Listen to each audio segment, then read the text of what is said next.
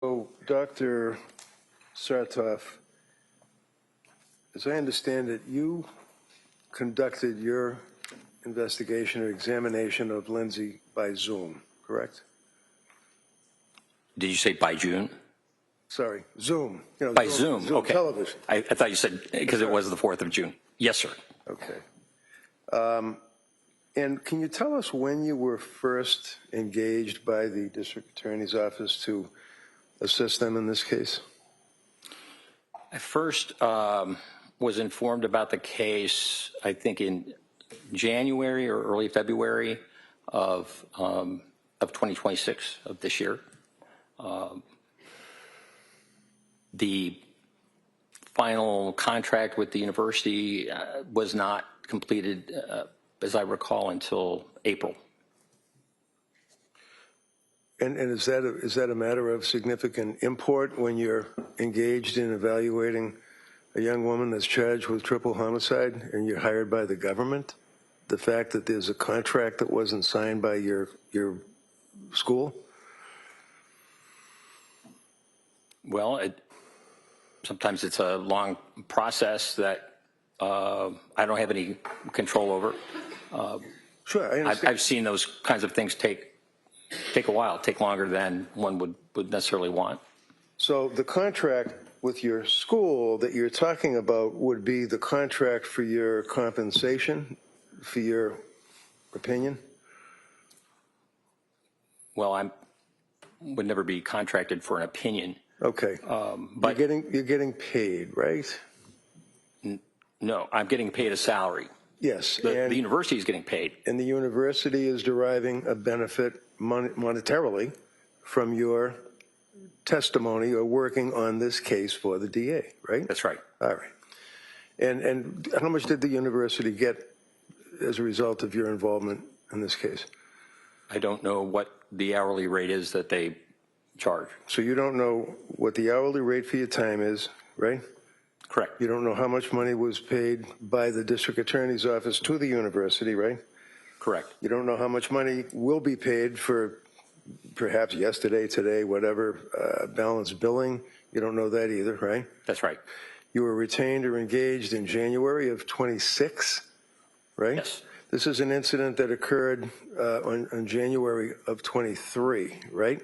Yes. In January of 23 to January of 26, 3 years. That's right. To being engaged on the case, right? Correct. And when you were engaged on the case, at some point the university must have been out of the picture and you must have started to communicate with the DA's office, the police, or whoever. That's right. And you knew about this case. It had a significant amount of publicity, right? Yes. Did you know that other doctors on behalf of the district attorney's office were being hired to also evaluate Lindsay? I didn't specifically know that, but that's usually the case. Is it important to see someone, to evaluate them as close in time as the incident is alleged to have occurred to your evaluation, or does it matter? In other words, is it better to see someone like, you know, within a month or two after an incident, or 3.5 years later?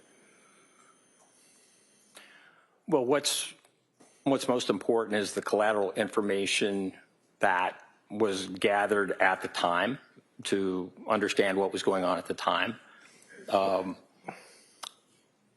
Ms. Clancy's behavior during her hospitalization and the like, there are records, but certainly there are benefits to an examination closer to the event. And you would agree with me, sir, that you actually saw and questioned or interrogated Lindsay, what, 2 months ago? May 29th and June 4th. Okay.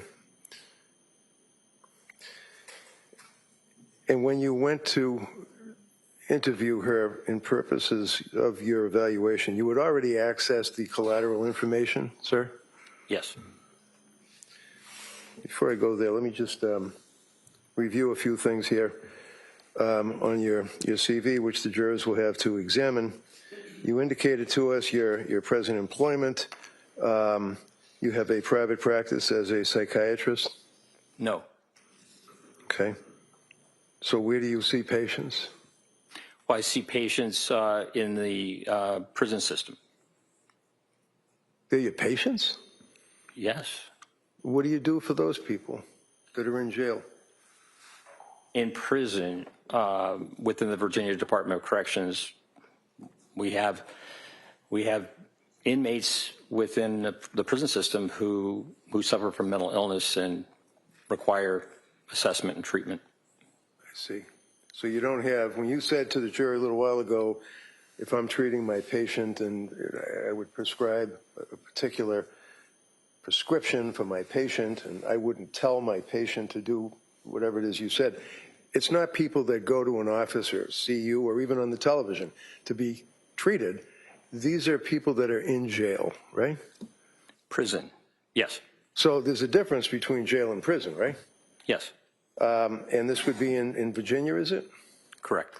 So you're dealing with people that are serving hard time in the Iron Mansion, as they say. It's not a house of correction down the street, right?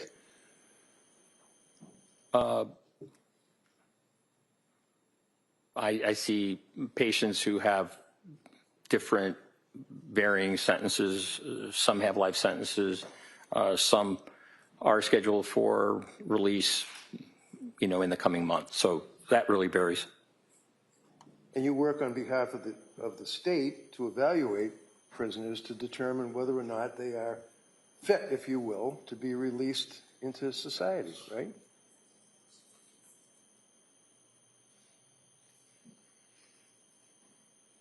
Once someone's sentence is over, the only way that they could be continued within a prison system would be to be committed to a psychiatric hospital. And I would say that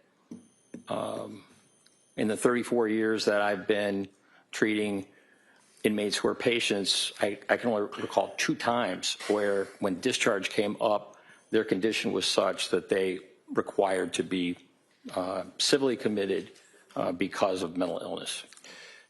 And when you are talking as a forensic psychiatrist evaluator, would that be on behalf of the BOP, Bureau of Prisons? I have consulted with the Bureau of Prisons on just a few occasions, but Okay. Bureau of Prisons is federal, and Yeah, I know that. most of my work has been with state. Okay, but on your resume, sir, you indicate from 2019 through the present, that's a number of years, that you have been employed or engaged as a forensic psychiatrist evaluator on behalf of the United States Bureau of Prisons as it relates to probation or parole. Is that in your resume? Yes. And that means, sir, that you evaluate inmates that are trying to get out of jail, and you would evaluate them to determine if they're appropriate for parole, right? No. Okay. So when you indicate on your resume from 2019 through the present, you're employed as a forensic psychiatrist evaluator for the United States Bureau of Prisons. How many of these evaluations did you do in the years from 2019 through 2026? 7 years.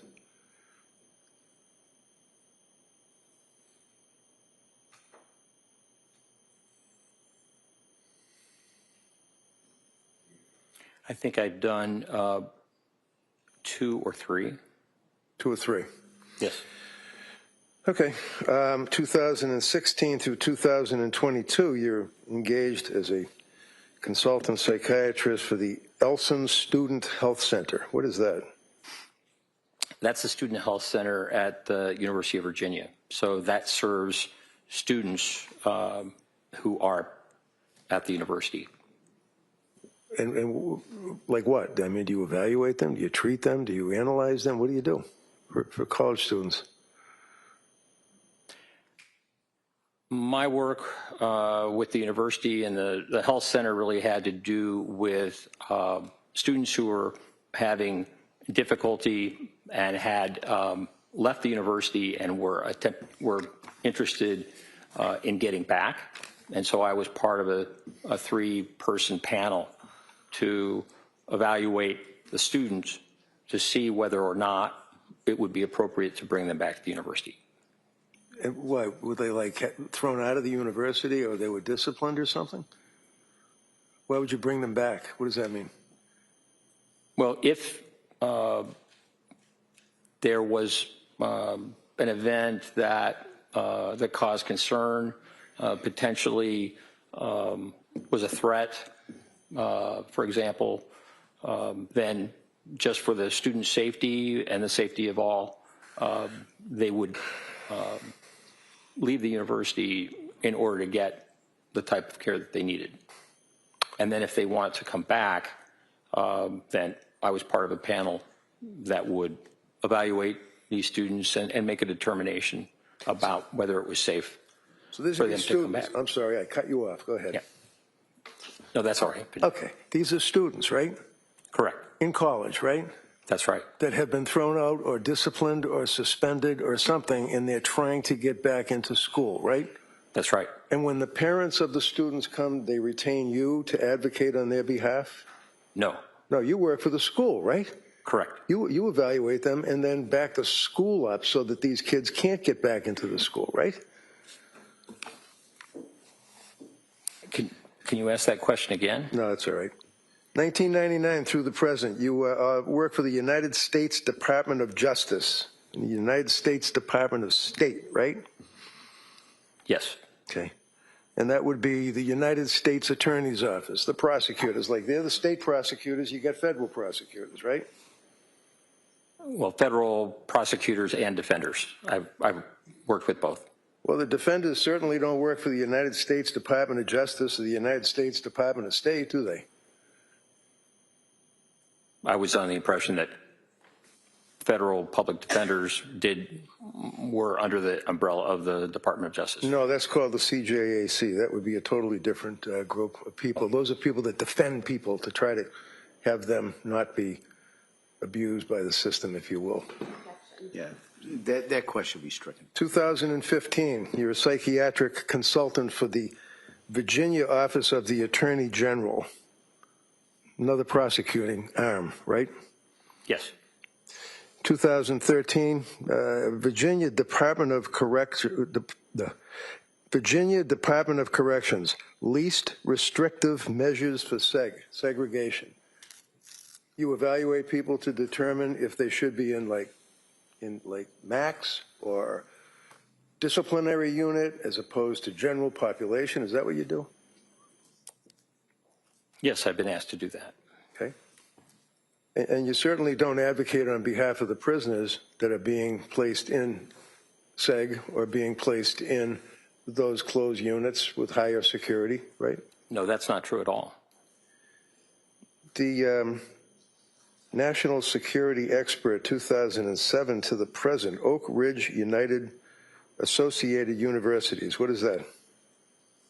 Yes, that is a group that that does research with the Behavioral Analysis Unit and the National Center for Analysis of Violent Crime, and I have done work with them. Okay. Critical Incident Analysis Group, CIAG, University of Virginia. Yes.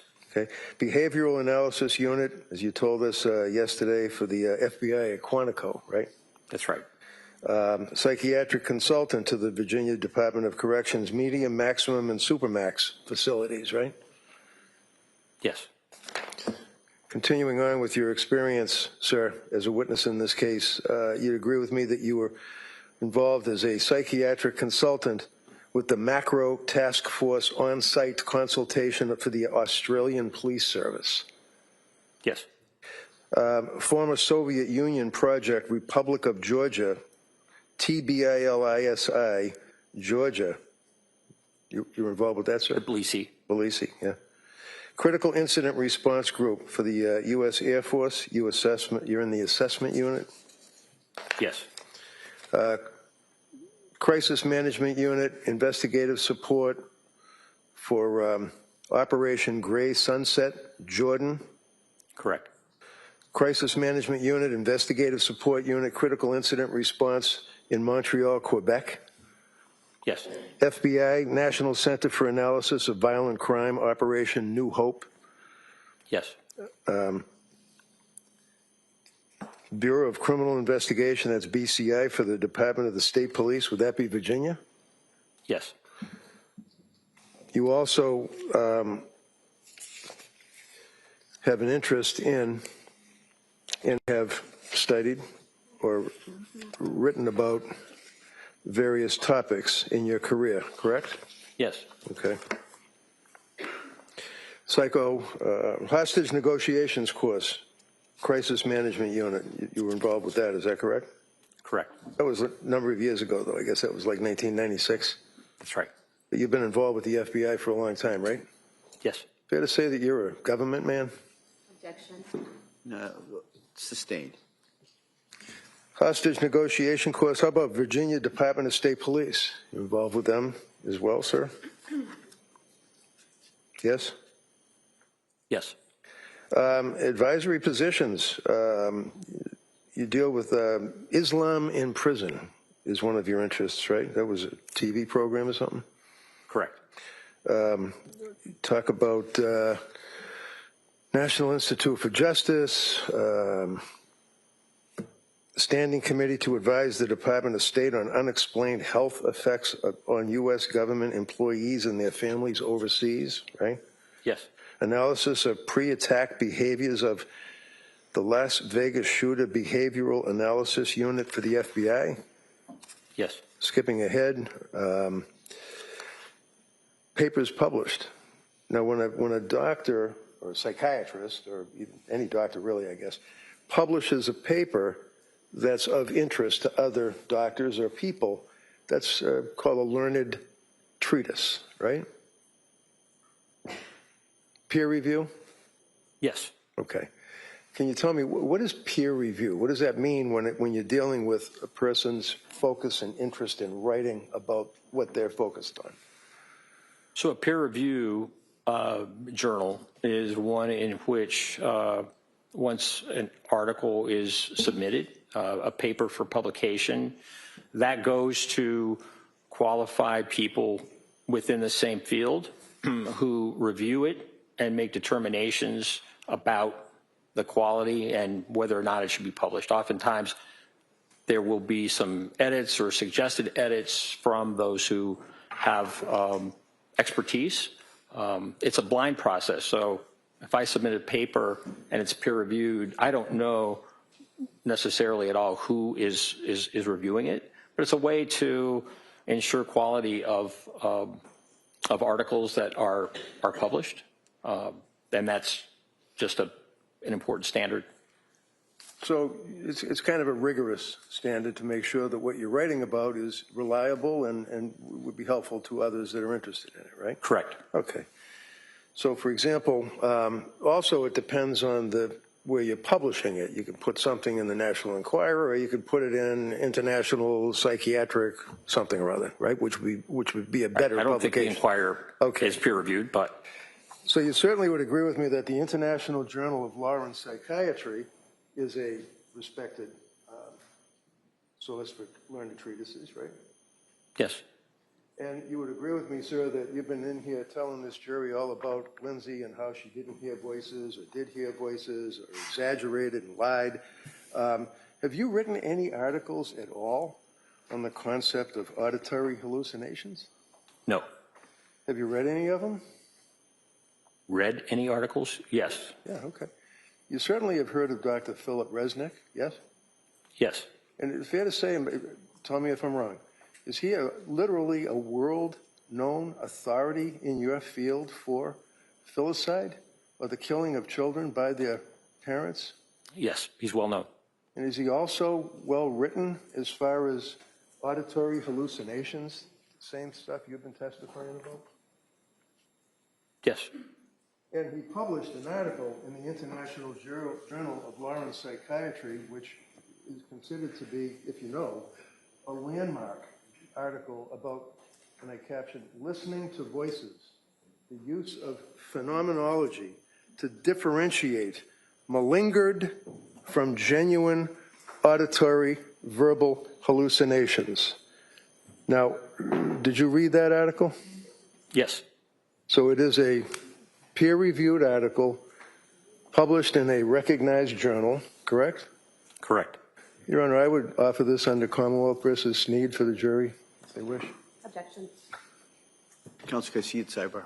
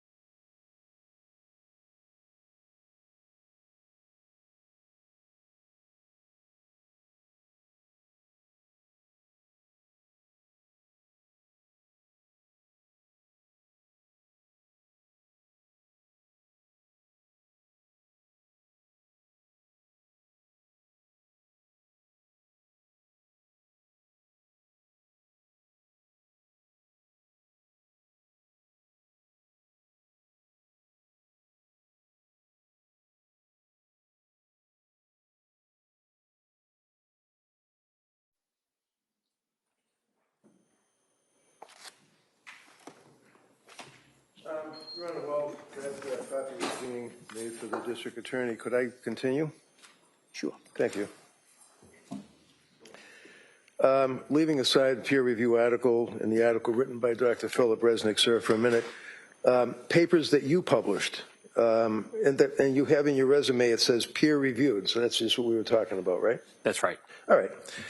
Using the moral situational action model of extremist violence to assess fluctuating levels of risk in women, the relevance of risk promotive and protective factors. What does that mean, levels of risk in women with extremist violence?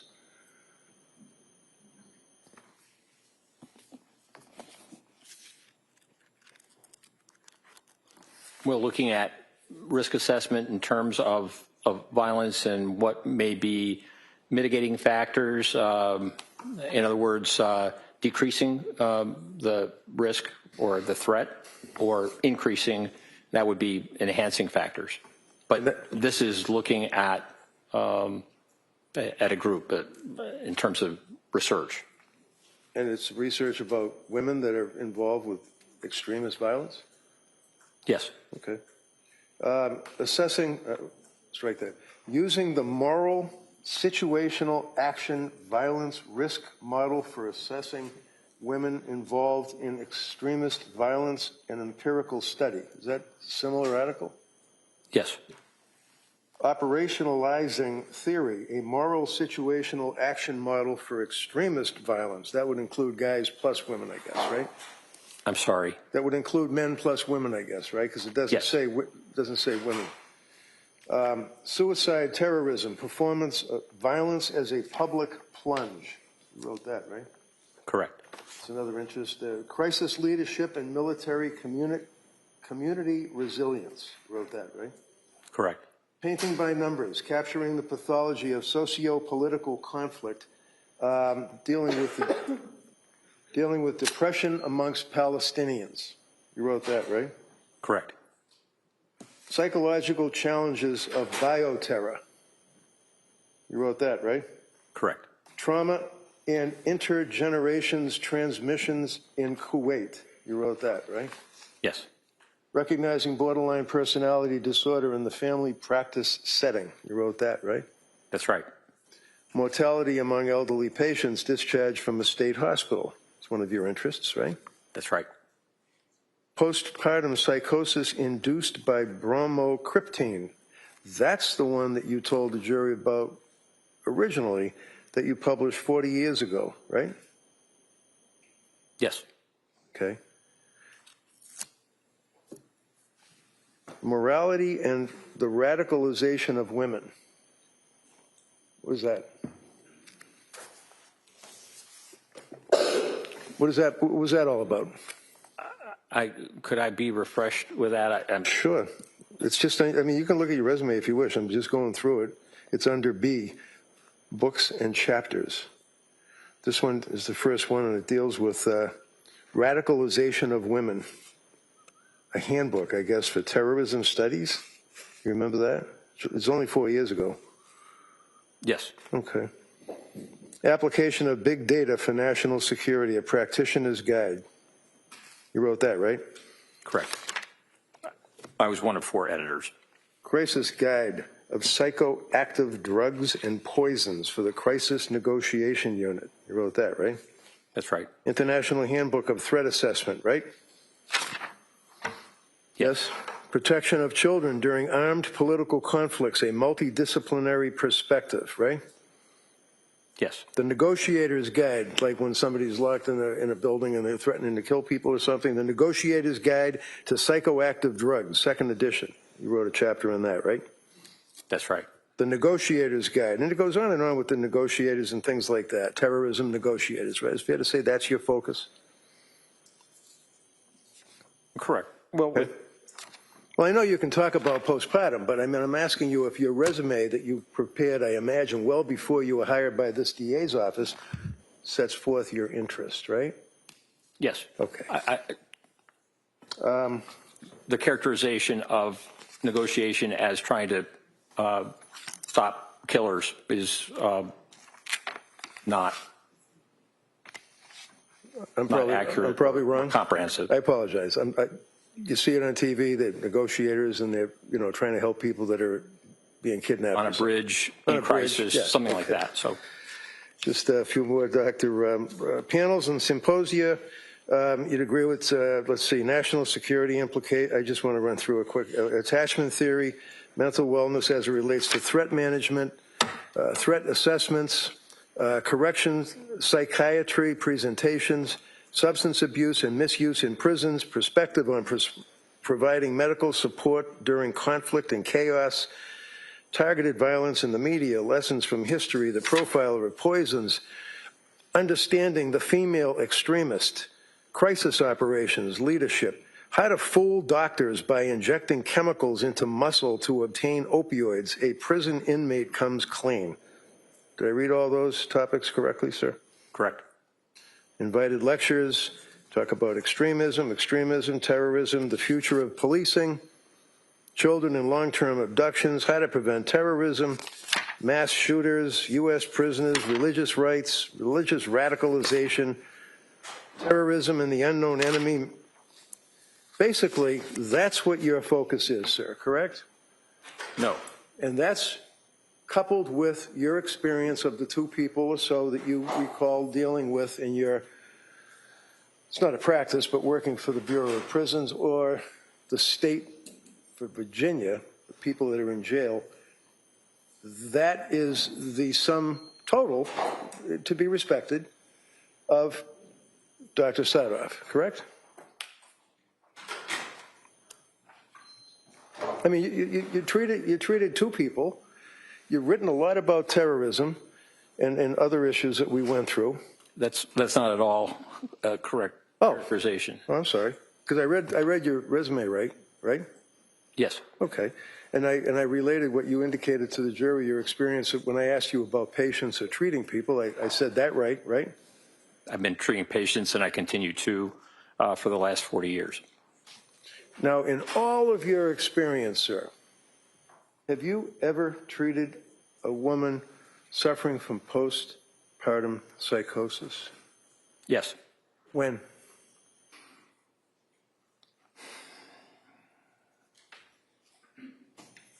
In the late 1980s and also during the 1990s when I ran a unit in a state hospital.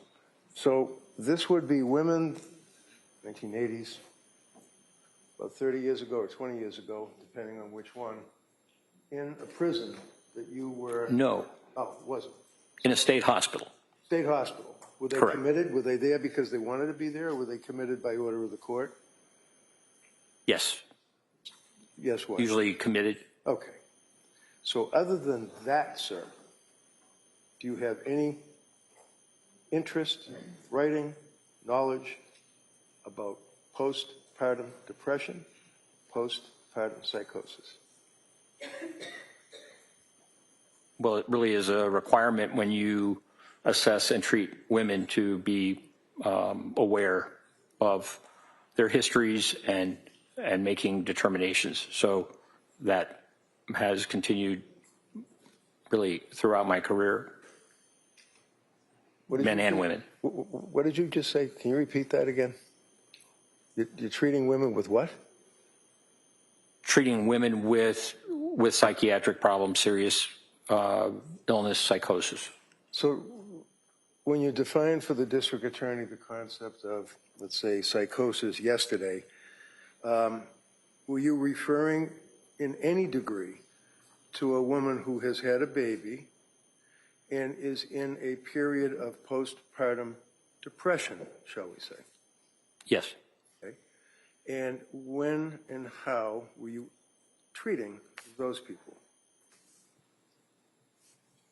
That was during the period of 15 years when I ran a unit of men and women who came in with serious psychiatric symptoms.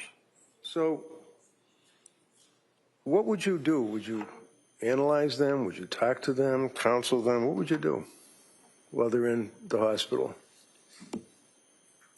Well, do a full assessment with a multidisciplinary team and make determinations about proper treatment, proper therapy, medications and the like to treat the symptoms. And generally, what would the symptoms be, sir, in your experience? Symptoms of postpartum depression? Yeah. Okay. Well, certainly within that period of time around birth or after birth, the DSM has a 4-week period. Others expand that to as much as a year.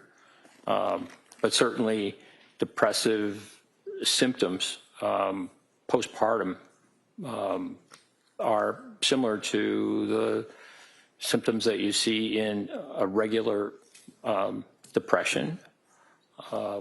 You can have suicidality, you can have guilt, changes in appetite, changes in weight, changes in concentration, changes in physical activity. You can also have significant problems with sleep, either sleeping too much or not enough. So these are depressive symptoms that come in the postpartum period and require assessment and treatment. Are you aware, sir, in your practice or studies of the number of women that commit suicide during the postpartum period? Are you aware of that? I can't quote you a figure. Do you have any clue at all? No. Would you agree with me, sir, that one of the unfortunate components of a woman who has had a baby and is suffering from postpartum depression and living with it, that can, on a dime, turn into postpartum psychosis very quick, right? It can be rapid. And you indicated, sir, that there, according to the DSM, is a 4-week cutoff for symptomology, and then you mentioned that there are others. Is it the World Health Organization that you said that talks about a year? Correct. There are some other psychiatric organizations that talk about different periods of time, 6 weeks, 8 weeks, right? Correct. So when a woman is dealing with these symptoms and goes to a doctor, or even you, when you're treating, as you indicated 15, 20 years ago, you were treating, is it important to take a blood test? I'm sorry, can you repeat that? I'm sorry, my bad. Is it important to take a blood test? Is it important to take a blood test? Yeah, you just went through the whole thing about we're going to have the team and they're going to evaluate and we're going to prescribe. I'm just asking, is it important to take a blood test of the patient? It can be. Based on what? Based on the presenting symptoms, based on the history, based on medical history. For example, if someone has recently been in a hospital and been treated, there may not be a necessity for drawing blood again, depending on the types of symptoms that you encounter. It's not a standard that everyone who presents to a psychiatrist requires blood tests.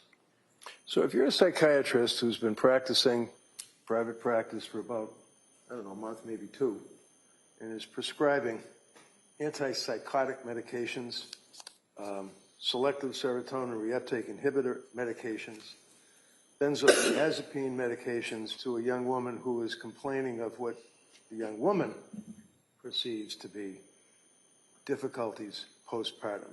Is it important to take a blood test to find out what, if any, prescription drugs they have on board in their system? To check and find out, did you say what drugs are on board? Yeah, I mean, you're treating this patient, right? And they're coming off the, hypothetically with you, but they're coming off the street to see a psychiatrist for help, right? Yes. And if they're already been prescribed drug after drug after drug by a particular doctor with their 2 months of robust experience, is it a fair statement that you should take a blood test of that person? Well, it really depends on the medication. There are some medications that really require blood tests because of levels and the like. Many psychotropic medications are not easily, there's not an easy test for the amount of medication in the system. So it depends on the circumstances, and it depends on the medication. I mean, for example, lithium or carbamazepine or valproic acid, those are all mood stabilizers. Certainly taking a blood test would be very important. So it depends. Depends. Can I just ask you to spell those 2 drugs that you just pronounced for the stenographer, please? Carbamazepine. Yeah. Carbamazepine.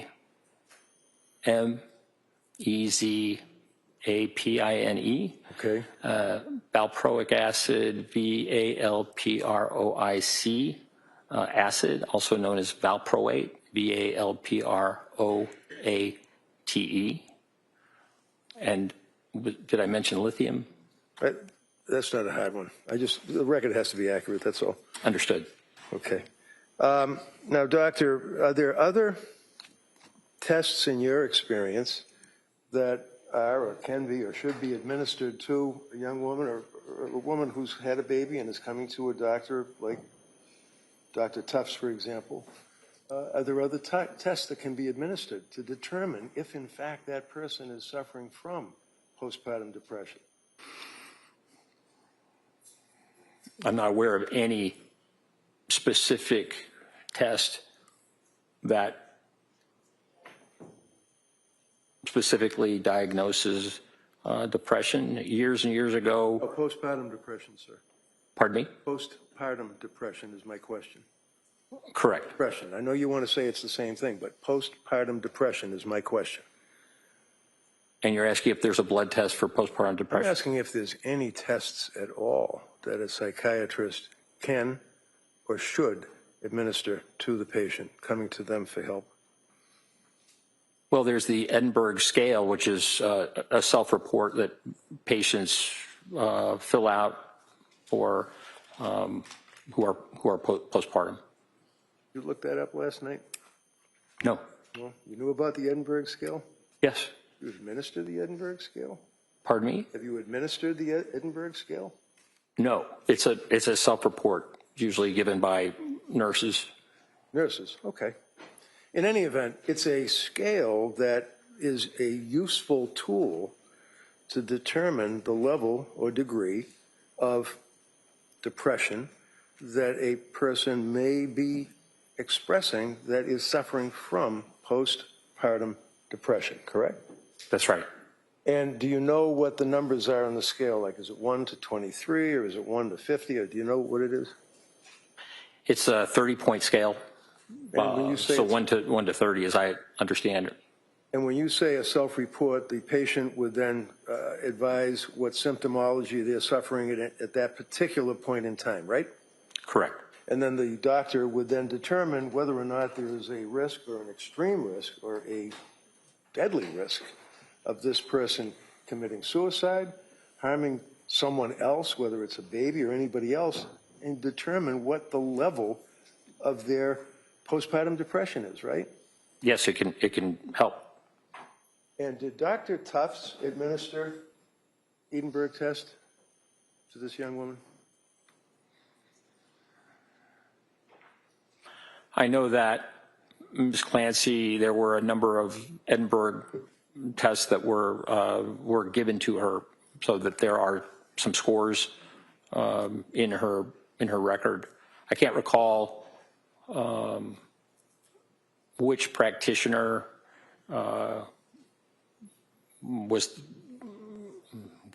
gave her the Edinburgh test, but I do recall that there are a number of scores within her medical record. Right. And what was her highest score? The highest score that I recall was 23. 23 out of 30, right? Correct. And over 15, the patient is in pretty serious trouble, right? Over 15 is concerning, definitely. Right. And she was 23. Right? Yes, I believe so. I think they ranged from 19 to 23, just Right, from my they memory. increase as time went by, right? She was getting worse, Correct. right? Yeah. All right. And in addition to the regular blood test, which costs like, I don't know, about $100 to administer a blood test to see what somebody's got in their system. It's not a lot of money, right, for the insurance company. I just didn't hear you. Blood test. It's not a lot of money for an insurance company to pay, right, to cover. Correct. Okay. So at the end of the period of treatment with these people, the benzodiazepines, it's helpful to take a blood test, right? It can be. And is that, in your opinion, sir, to a reasonable degree of medical certainty, a step that should be taken by a competent doctor? That taking blood tests can be appropriate, yes. And then there's an additional blood test that you can use when you're dealing with a woman who's suffering from postpartum depression or coming to the doctor for help and they have significant narcotics or prescription drugs in their system, and that would be an enzyme test, right?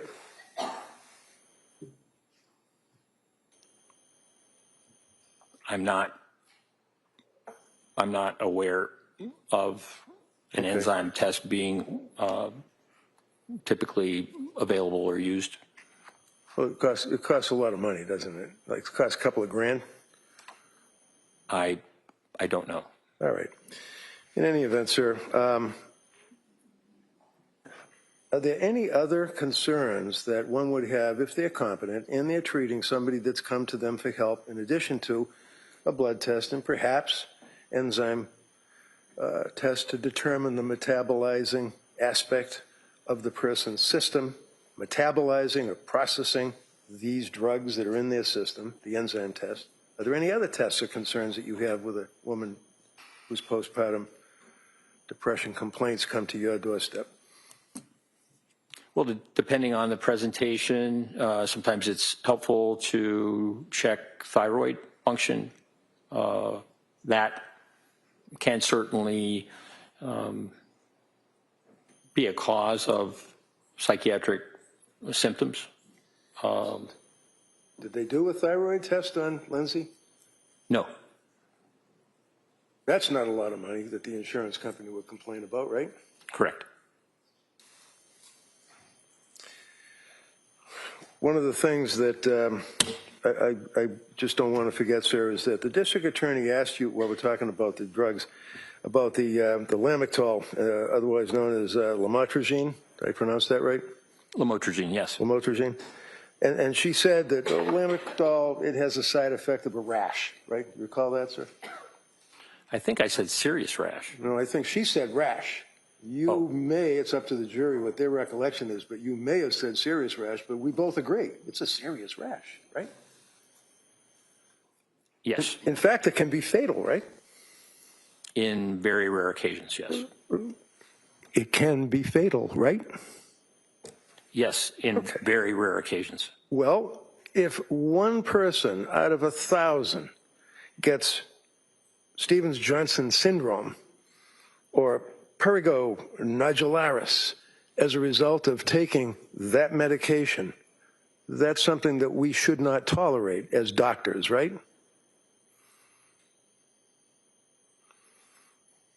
Risks and benefits are something that every physician, every prescriber needs to think about.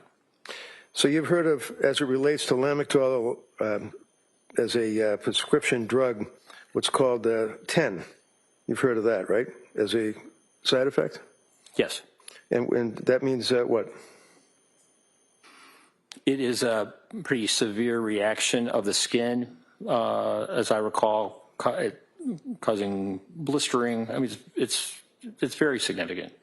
So if you have a young woman who is a nurse, an RN, who worked for 7 years in a very prestigious hospital's labor and delivery unit, who was so nervous about drugs that were being prescribed to her that she would at night sit in her kitchen on her phone and Google all sorts of side effects of narcotics, the drugs, the Seroquel, lamotrigine, all of these drugs.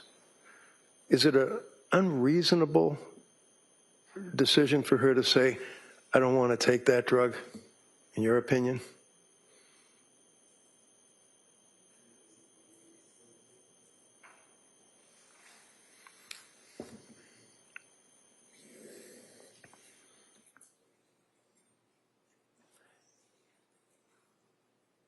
It seems like you're asking, is it reasonable to decide not to take the drug? Yeah, that's what she did. That's what you told us yesterday. That's what the DA asked you yesterday, right? It was a decision that she made. And in your opinion, sir, after we just went through all of this with the TENS, with the toxic epidural necrolysis and all the rest of that, and she's a nurse, and she's looking up these drugs that she's being prescribed and says, I don't wish to take that drug, in your opinion, to a reasonable degree of psychiatric certainty based on your experience, is that a reasonable decision for her to say, I don't want to take it? The benefits of that drug are profound, and millions of Americans take that medication, and find it to be very important for them. Doctor, you're an intelligent man, you're a doctor, you've got a lot of experience dealing with the prison system. We've already gone over all of that. You understand my question, don't you? Yes. Is that a reasonable decision for Lindsay to make to say, I don't wish to take that drug? Based on all the side effects, whether or not it's rare that people die, whether or not it's rare that they break out on their skin with these permanent lesions and bleeding pustules, is it reasonable for her to say, I don't want to take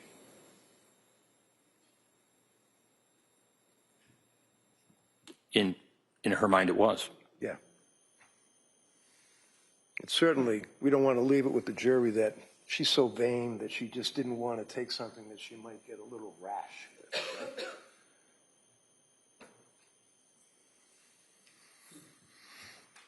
In any event. Now,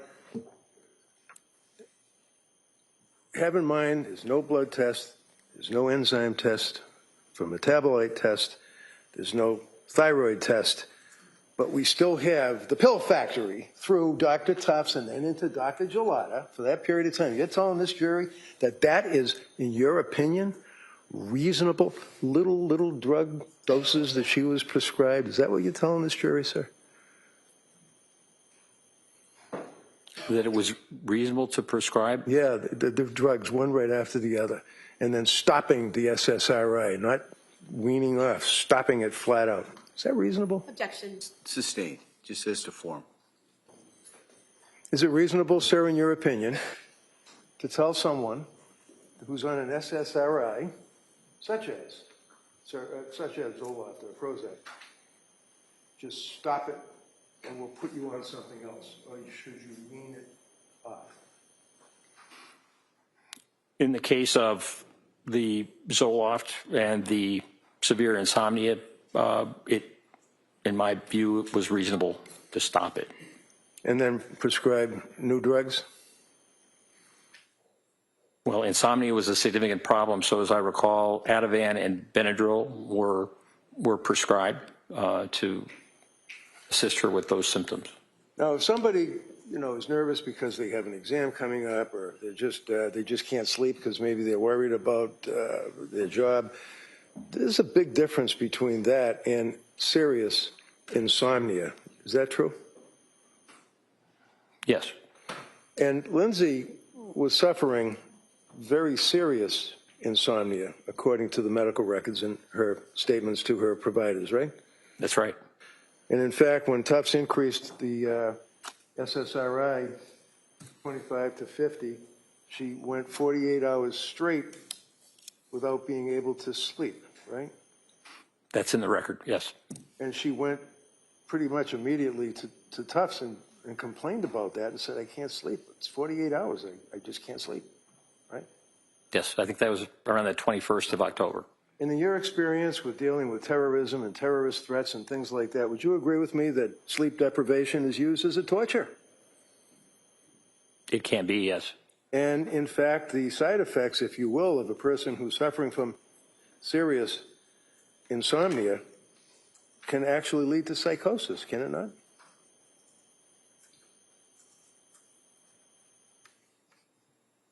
Yes, it's possible. You're aware that while she's living in her house with her husband, Pat, and their 3 kids, that by all accounts, she was a happy mother, wife, friend, daughter, all of the above, right?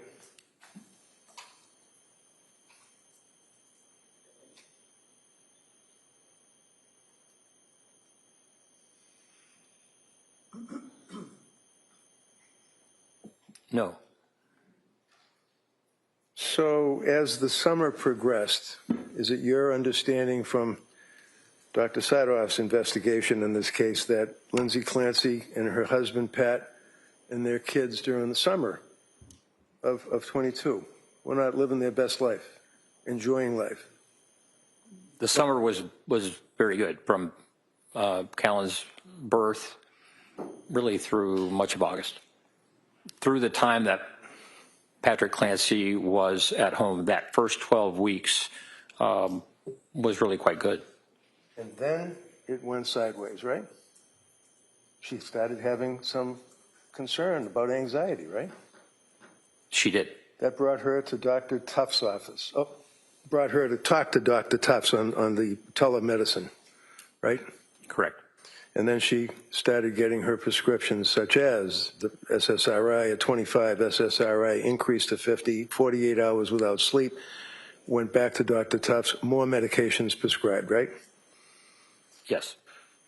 Was she in rough shape in October of 2022 after dealing with Tufts for about 3 weeks?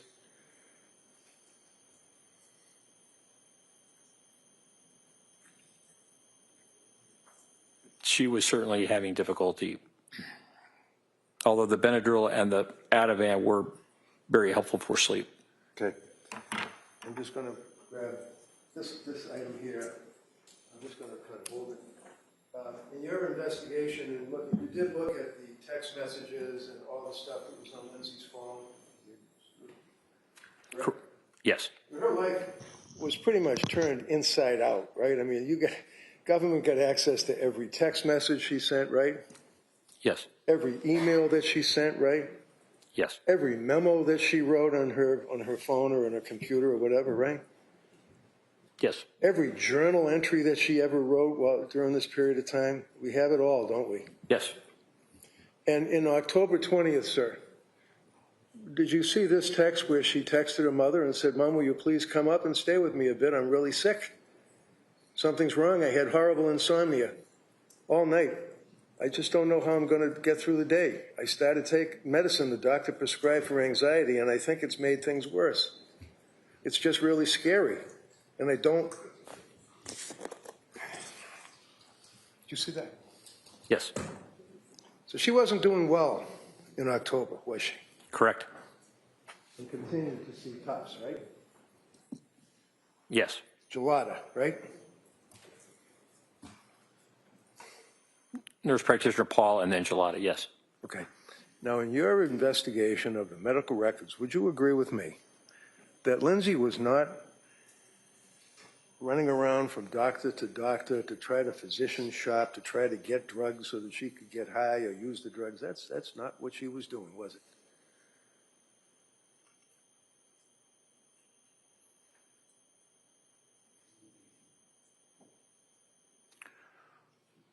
Ms. Clancy expressed concerns that she was not following a plan and that it would have been better for her had she tried to stick with a plan. Is that one sentence in all of the medical records where it makes reference to the fact that she said something like, I should have stuck with the plan? Is that what you're referring to? Yes. Okay. My question, sir, was Dr. Tufts, Dr. Paul, Dr. Gelada. Nurse practitioner Paul and Gelada. I apologize again. It's all right. My bad. Nurse practitioner Gelada.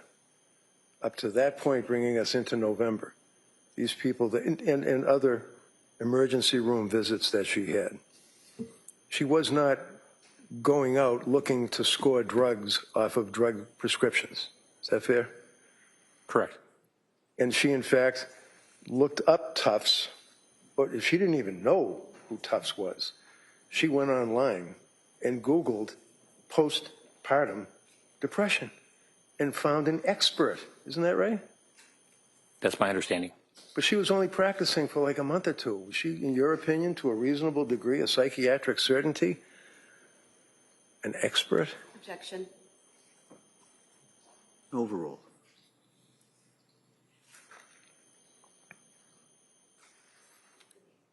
It depends on the amount of training that she received, not just as a physician and a resident, but also in the area of women's health. So the young lady goes online, Googles, trying to get help, goes to see the expert, Dr. Tufts,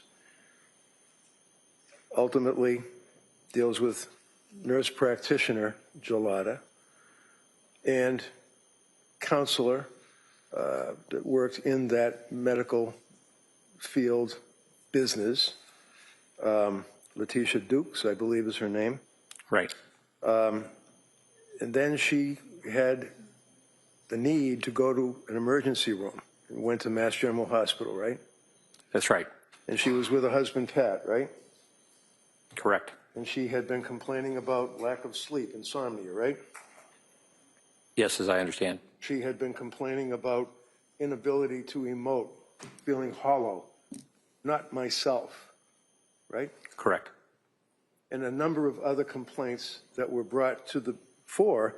And the hospital made a recommendation that she go to McLean Hospital, which is a locked ward mental institution in Massachusetts, and she chose not to do that, correct?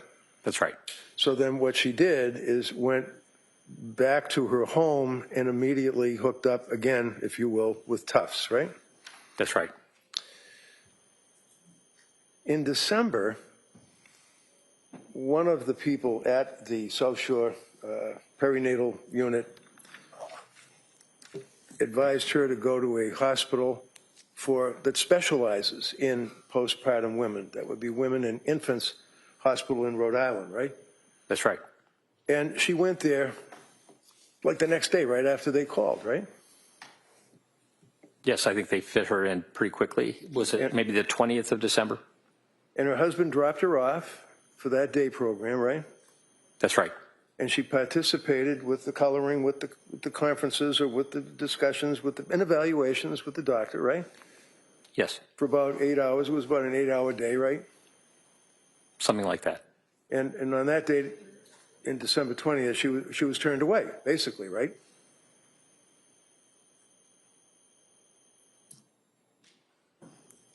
I don't know that I would term it turned away. Did they help her? By Dr. Diaz's notes, but Did they help her? pardon me? Did they help her?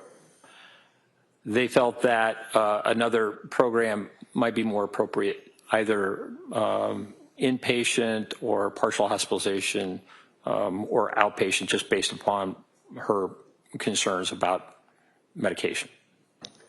And her concerns about the symptomology of postpartum depression, right? That's why she was there. She was having depressive symptoms, yes. Right, and that's in addition to, everybody wants to say GAD, GAD, GAD, general anxiety, depression. This woman was there for treatment of postpartum depression, right? She was there for treatment of depression. I was under the impression that most of the women who were in that program were much closer to had given birth to their children. And so in that respect, it was not the group that they served were much closer to that postpartum period, as I understand. You're not going to say to this jury that because Lindsay was outside of the, let's say, 4-month cutoff, that she was not a good candidate for postpartum depression treatment? Is that what you told us, Jim? No. Oh, okay. I'm sorry. I thought you said because of the time frame from giving birth to the time that she went to see them. I was just speaking about my understanding from the note from Women and Infants in terms of their decision-making. Okay. And Women and Infants basically discharged her after about 8 hours, right? Yes. And her husband was up skiing, and then she contacted him, and he had to come down and pick her up and bring her home, right? That's right. And the reason that she was discharged from Infants Hospital in Rhode Island included a statement, RO, rule out issues regarding prescription medications, correct? Yes, that's my recollection. And she indicated that she was going to go right back to Tufts, right? Yes. And she did, didn't she? Yes, as I understand. And would you agree, sir, that every time a doctor said to Lindsay to do something, whether it was to make an appointment somewhere, whether it was to take another drug, any advice, that she was on it immediately. Is that fair?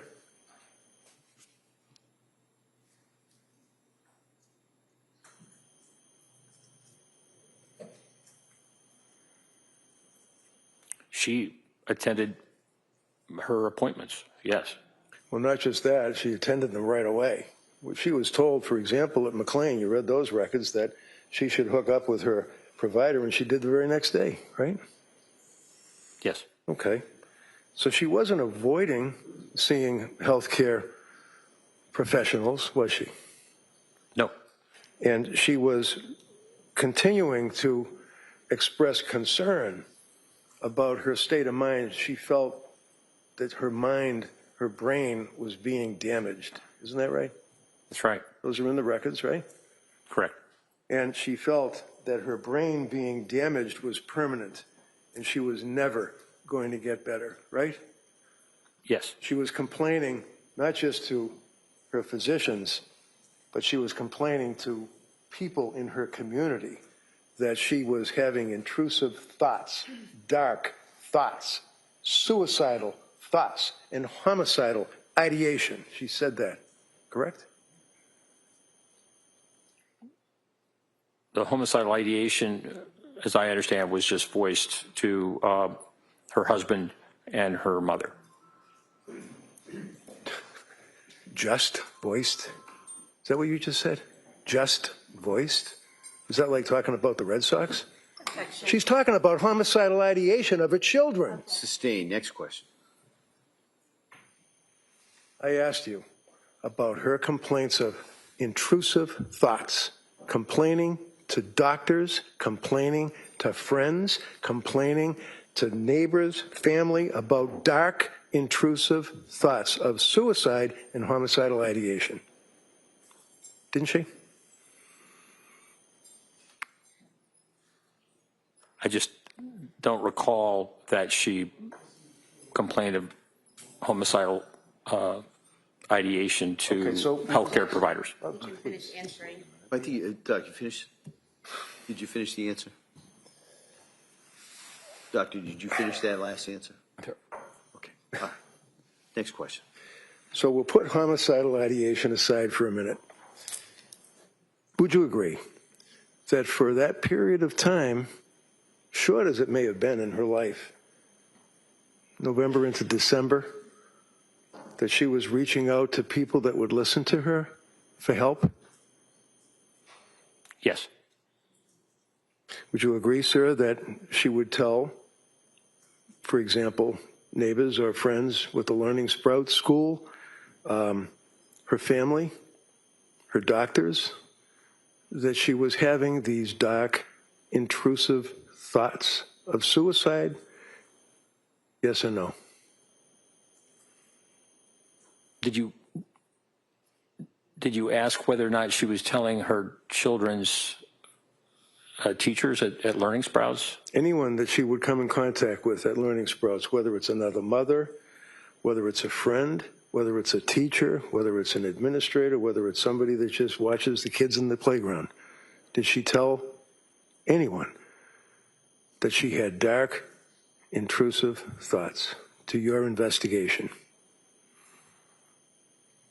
Those people that you named, I wasn't aware that she informed them about that. When someone says, with her history up to this point in December, that they're having dark, intrusive thoughts to a professional, in your opinion, sir, to a reasonable degree of medical certainty, does it make sense that the professional should ask the person whether or not these are voices that they're hearing in their head, or whether or not they are just thoughts that they're having?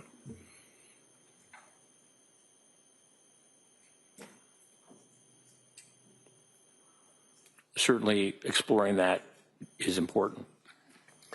And would you agree with me, sir, that when you have a young woman that, again, by all accounts, done nothing wrong in her life, exemplary citizen, has these issues and sees the doctors, that to a reasonable degree of medical certainty, a physician should do a little bit more than asking, do you have a plan? I mean, is that accepted practice, just to say, do you have a plan? And if they say no, you're okay. I wasn't aware that that was the only question. Okay.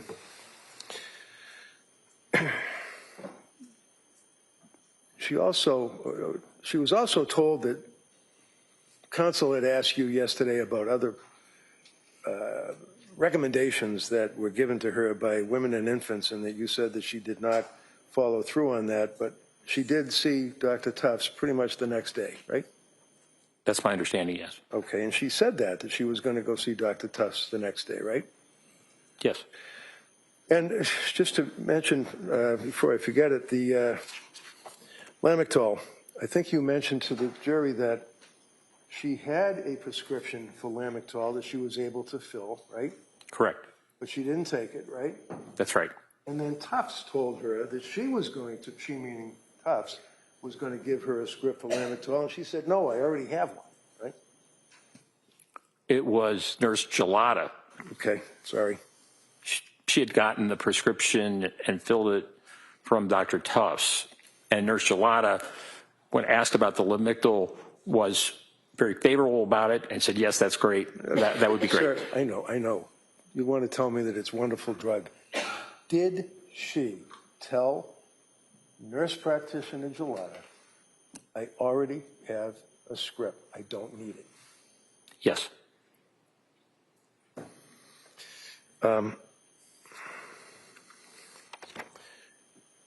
Among other things, when people are in trouble and they're having dark suicidal thoughts, whether or not it's voices in their head, whether or not it's thoughts that they can't go on anymore, they can't live life, they have to kill themselves, many times they're told to call suicide hotlines, right? Yes, Aspire. Aspire. What is Aspire? I don't know what it stands for, but it is a hotline that Ms. Clancy called twice because of her suicidal ideation. When did she call Aspire, saying that she had thoughts of killing herself?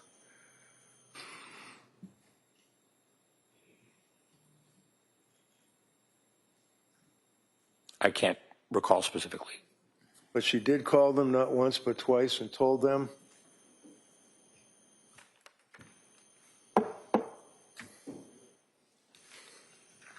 So she complained and told them that she was going to kill herself, right? Twice.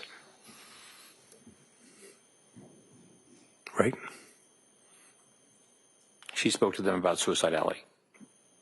So here's a young woman with all of what she's been through who now is to the verge of killing herself and reaches out to people that her health care providers told her to call for help, said that she was going to kill herself, and what did Aspire do?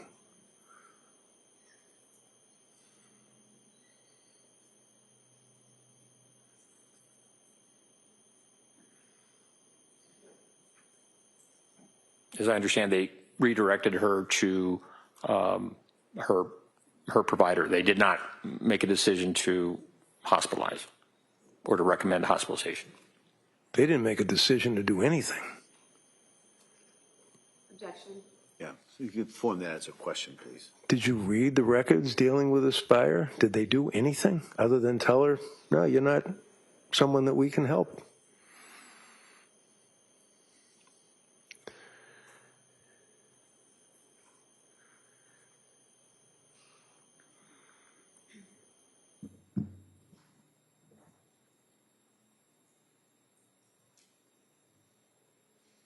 I know that they were not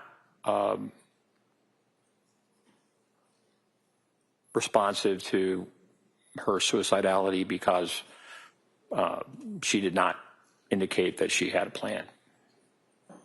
And did you read a transcript or listen to a tape, or how do you know that?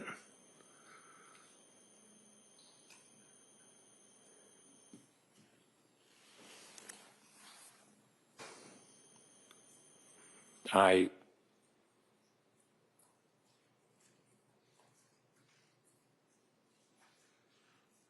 I recall it someplace in the documents, it being referred to, but I can't tell you exactly where. So this, sir, obviously is a murder trial, and you are a witness for the government, and you've indicated that you've read the records. You just told this jury that in the conversation that she had with the people from Aspire that she expressed suicidal ideation and was asked if she had a plan. Where are you getting that from?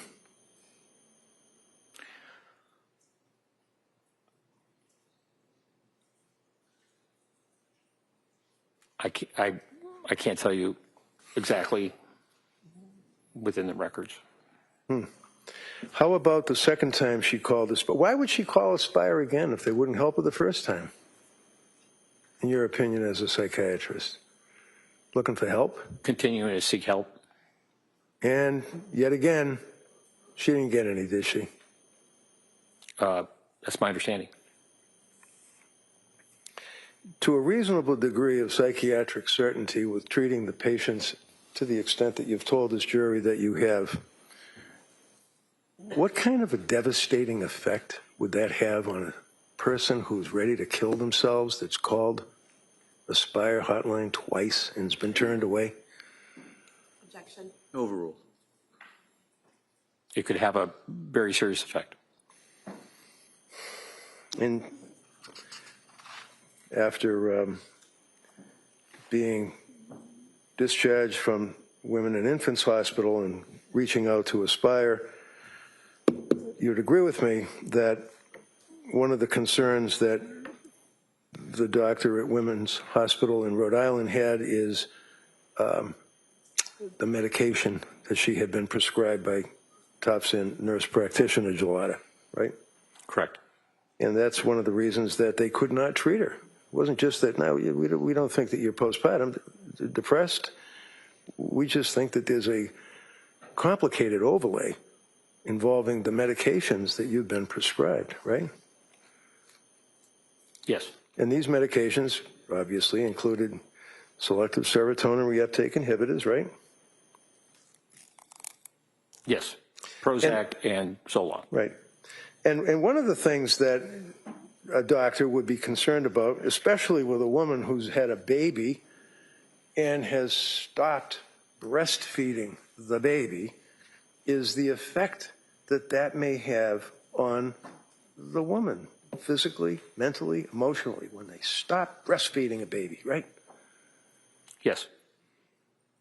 And you've heard of gamma aminobutyric acid, otherwise known as GABA, right?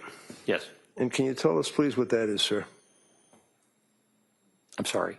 Can you tell us, please, what that is, sir? What is GABA? I believe that you're referring to Lyrica. No, I'm asking about the actual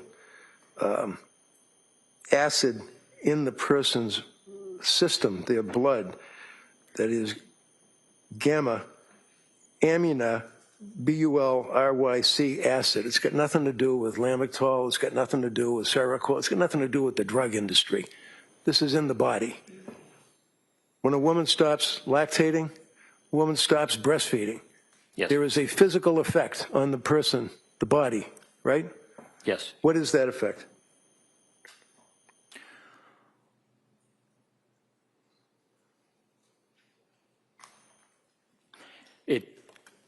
It depends on the individual. There's variable responses, postpartum, and as I understand, she stopped breastfeeding around October, by October 21st or so, when the Ativan was started. Would you agree with me, sir, that the GABA, make it easy to type, is basically affects, its primary effect is on the neurotransmitters in the brain, right? Yes. Okay. That sounds pretty complicated. Neurotransmitters, I mean, is that like where you have a spark plug on a motorcycle and you can actually gap it and get it to kick over? It's a neurotransmitter in the brain? That sounds like it. Well, yeah, it's more complicated than that. I figured. Obviously. But nevertheless, it's still basically, you're talking about the actual organic matter of the brain, right? Yes. And would you agree, sir, that when a woman is pregnant, that there are progesterone hormone surges during that pregnancy? Yes, there are hormonal changes. Their hormone doesn't just change, it can actually surge, and it can be quite impactful to the person, right? Yes. And would you agree with me, sir, that one of the metabolites of progesterone, which has been unleashed when a woman is pregnant, with the progesterone hormone surging through their body, that you have a metabolite that actually enhances or increases the GABA activity of the neurons in the brain, right? It can, yes. And what is that metabolite, sir, that increases that activity in the very organ of the brain? I can't tell you. Is it a allopregnanolone? If you know? No. No, it's not, or no, you don't know? I don't know. Immediately after a woman has a baby, would you agree, sir, that the progesterone that we just talked about and the allopregnanolone that you don't know about drops precipitously according to the medical treatises, right? Objection. If he knows, he can answer that. Yes. And what does that mean, sir? Tell me, when it says that the progesterone and the allopregnanolone in the body drops precipitously. What does that mean, precipitously? That means rapidly. And a sudden drop, sir, you would agree has a significant potential of causing serious GABA dysfunction, right? That certainly would be possible. Do you know that, or are you just agreeing with me? I'm agreeing with you. Okay. Do you want me to keep going? Want to take a short break at this I don't care. I'm just saying that. Yeah, why don't we take the morning recess at this point? All right. Court, all rise, please. Jurors, kindly close your notebooks. Please go on the chairs. This way, please.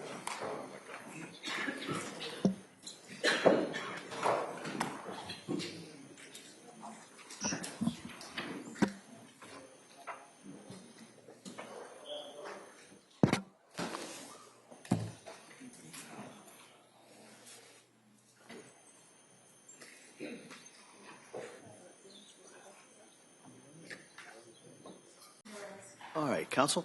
Thank you, Judge. Sir, when we left off, I believe the question was that, and you agreed, the sudden drop can cause significant GABA dysfunction. Recall that question where we broke off talking about the, Yes. The gamma? And you're familiar with the concept of, in that regard, talking about the gamma-aminal butyric acid and its effect on the progesterone and its effect on the brain synapses, is referred to as breaks, B-R-E-A-K-S. You've heard of that term, right? No. Are you aware, sir, that when you get to the point where you have that precipitous drop in the progesterone and the allopregnanolone dropping precipitously, that in fact it constitutes and causes significant neurotransmitter malfunction, referred to as broken brakes? I'm not familiar with that term. Can you tell me what a neurotransmitter in the brain is? You're asking what is a neurotransmitter? Sure. I don't know. Neurotransmitters function in the brain and have responsibility for not only aspects of mood, but also psychosis. Dopamine is a neurotransmitter that is significant in terms of psychosis when it's too high. We need it. And the neurotransmitters function in a number of different ways, number of different pathways. When we think about psychiatry, we really think about the mesolimbic pathway and not just dopamine, but also serotonin, norepinephrine.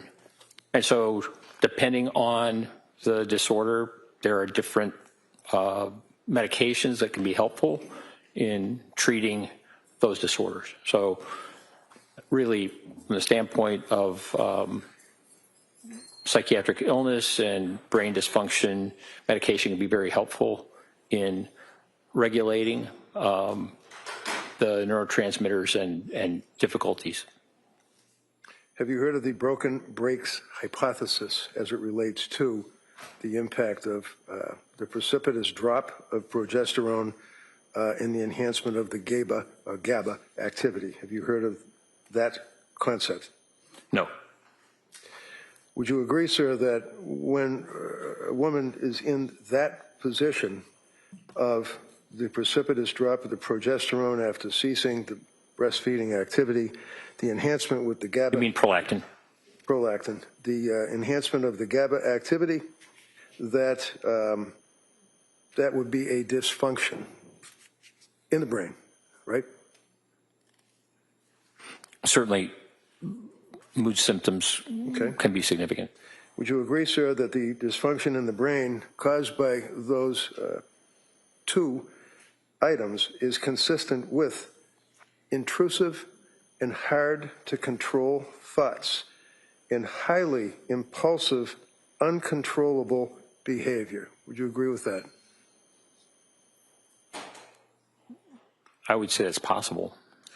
And that would relate to the capacity of a person to conform their conduct. If, in fact, because of the GABA and the progesterone and all that we just talked about, the intrusive, hard-to-control thoughts and highly impulsive, uncontrollable behavior would address itself to the issue of capacity to conform one's conduct, right? No. I mean, it depends on the timing. If you're talking... Is the answer no? At 8 months? Yeah, hold on. You gotta let doctor finish. Did you finish that answer? Yes. Okay. All right, go ahead. Next question. So,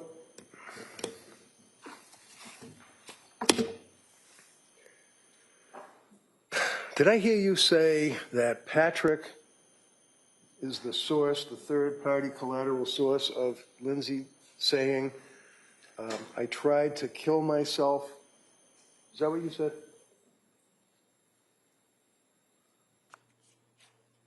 Let me rephrase it for you. I mean, did you tell the jury about an hour ago or so that...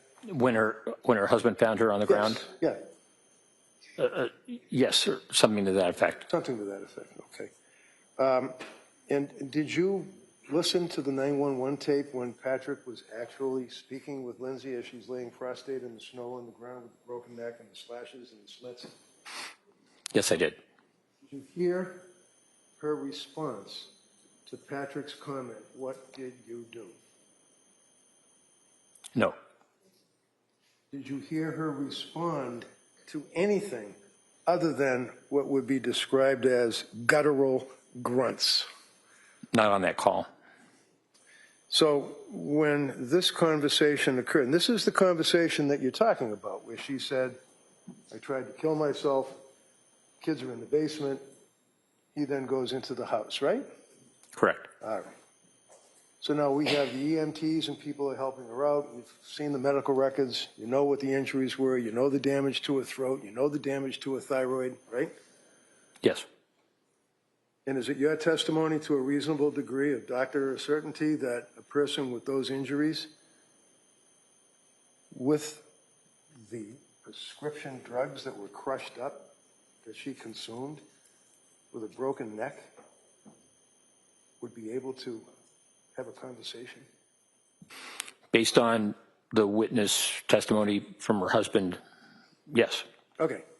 So let's put the witness testimony from Patrick aside for a minute. And you listen to the 911 call. Are you telling this jury that she had a conversation that you could discern what she was saying? Not on the 911 call. No. Would you agree that they were all grunts? Yes, from what I heard.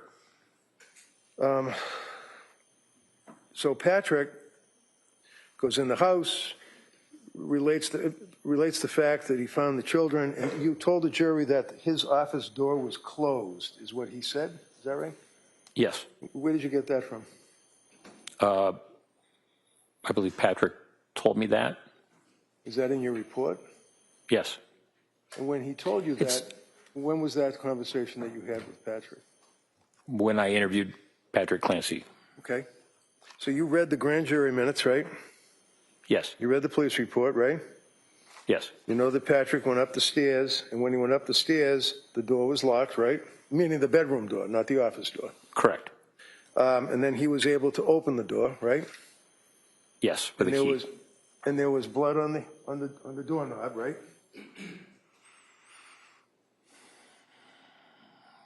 There was blood in the room on the Describe the room on the blood. floor. Certainly, you already talked. We'll talk about that. But there's blood on the doorknob, right?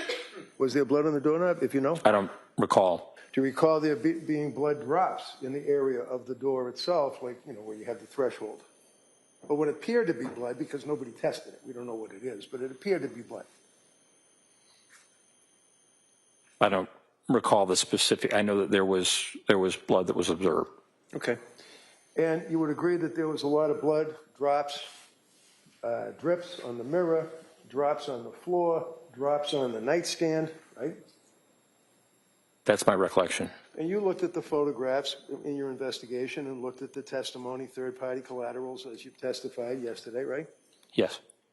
And you told the jurors that one of the things that was of interest to you is the fact that there was a glass or a wine mug or something that had crushed narcotics or I think you used the word antipsychotic drugs crushed up inside that cup. Do you remember that?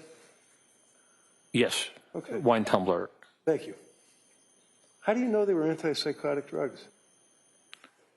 I don't recall saying that they were antipsychotic drugs. Oh, did you say they were drugs? I thought I said medications. Medications. All right, so drugs, medications, and they were crushed up? There was evidence of powder on the tumbler that Patrick told me about, and I went back and looked more closely at the photographs and saw that. Did you look more closely at the NMS laboratory or the state police crime laboratory or any testing that was done on the powder? Yes. And was there a report that said that indeed it was crushed up medication? They wouldn't. I mean, there is. They didn't indicate whether or not they were pills or. Did they ever? I'm not asking about pills or powder. Did they ever test the residue? Not that I'm aware of. So how do we know that that's even drugs or medications or whatever word you want to use?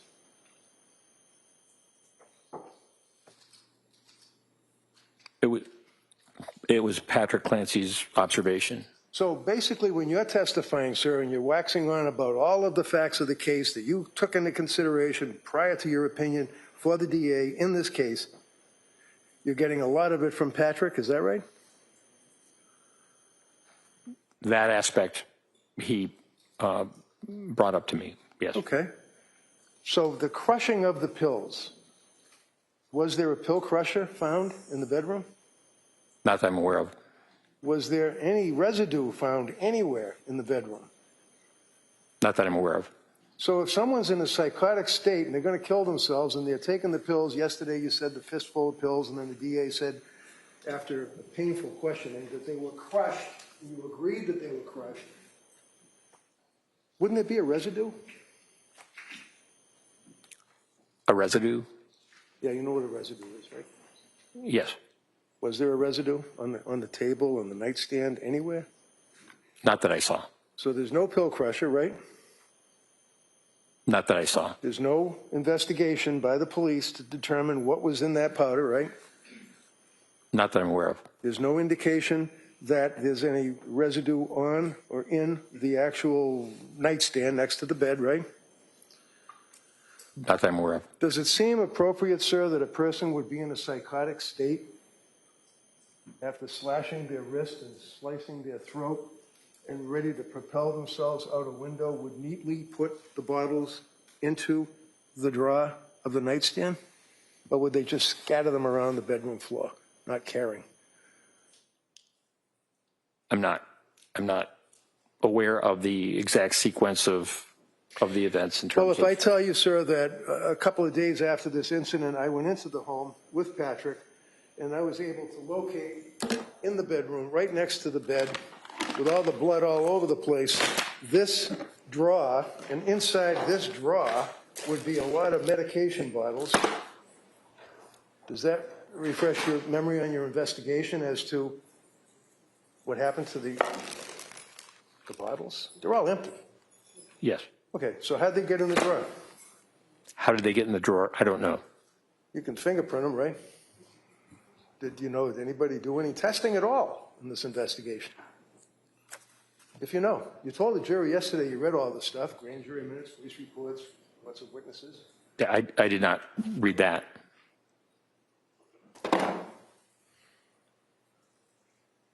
Is it your understanding, sir, that a person can be in a state of psychosis and I guess misremember something?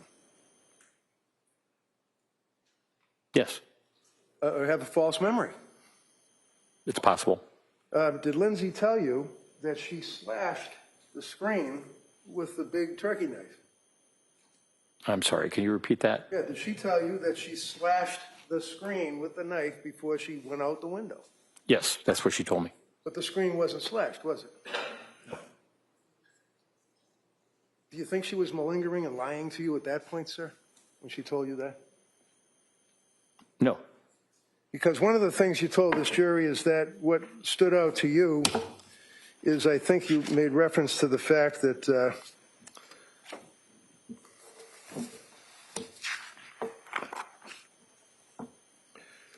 Lindsay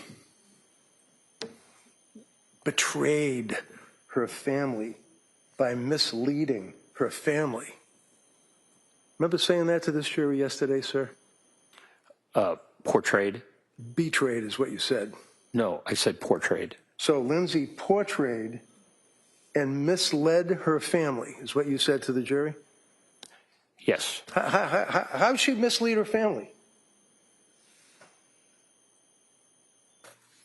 Well, in text messages, for example, in the days prior to the event, her parents had visited over that weekend, and the communications that she was providing did not give a sense of her state of mind regarding suicidality. Are you kidding me? They stayed up in their house to help them. Sustained. Next. They stayed at the house, didn't they? Yes. Why did they stay at the house? I'm sorry. Why did they stay at the house? They were visiting. They were staying at the house. They weren't just visiting. Objection. Overruled. Sleep over? As I understand. Okay, as you understand. How long did they stay at the house and sleep over? I think they came up for that weekend. They weren't there constantly. No, They came back and forth. back and forth. Well, they stayed about 4 days, 3 nights. They stayed continuously and stayed at the Clancy home. You knew that from your investigation, right? Yes, that's my yes? recollection. The answer is yes, right? Yes. Okay. So they're staying at the same time that you're telling this jury that she's sending text messages basically saying, I'm okay, I guess. Is that right? Following their departure, there were the photographs that Lindsay Clancy sent to her mother. She didn't send her mother photographs showing that she was smiling or happy with her family, did she? think there was a photograph of her and the children by the snowman. No. Is that a bad thing to do that and send a picture of you with your kids making a snowman to your parents? No. Is that something, in your opinion, Dr. Saathoff's opinion for the district attorney, that a person who is involved with postpartum psychosis, postpartum depression, wouldn't take a picture of the snowman and their kids, send it to their mother?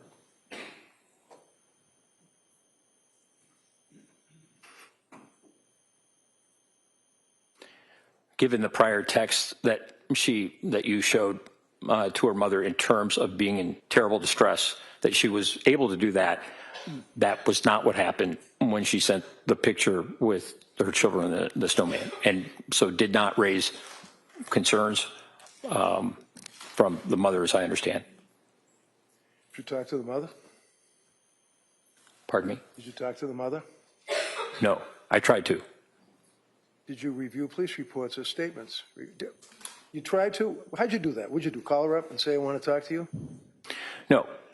Did the district attorney call him up? I asked Ms. Clancy who would be good for me to speak with, and she said her husband and her family. Okay. So based on that, what did you do? I contacted the district attorney, and I... Which one? Which one of these two? Ms. Sprague. Ms. Sprague. Okay. You spoke to Jen Sprague, and what did you say to her? Sprague. Was it? Attorney Sprague. You spoke to Jen Sprague, and what did she tell you? Attorney Sprague.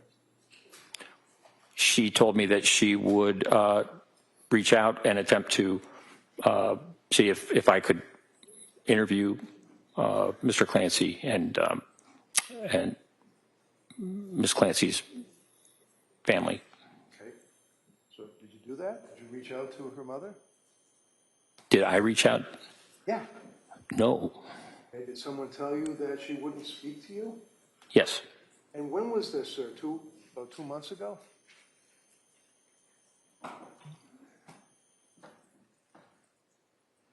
It would have been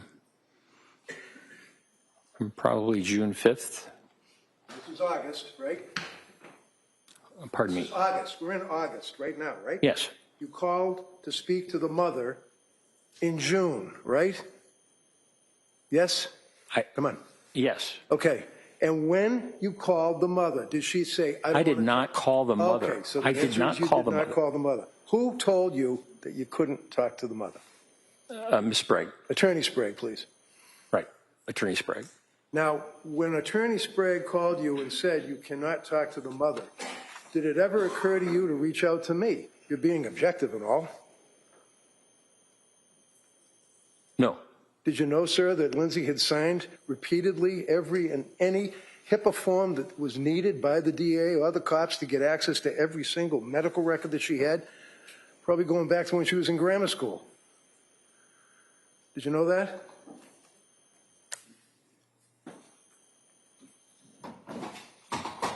I know she's been open to it, and she told me that she would like for me to speak with them. Right.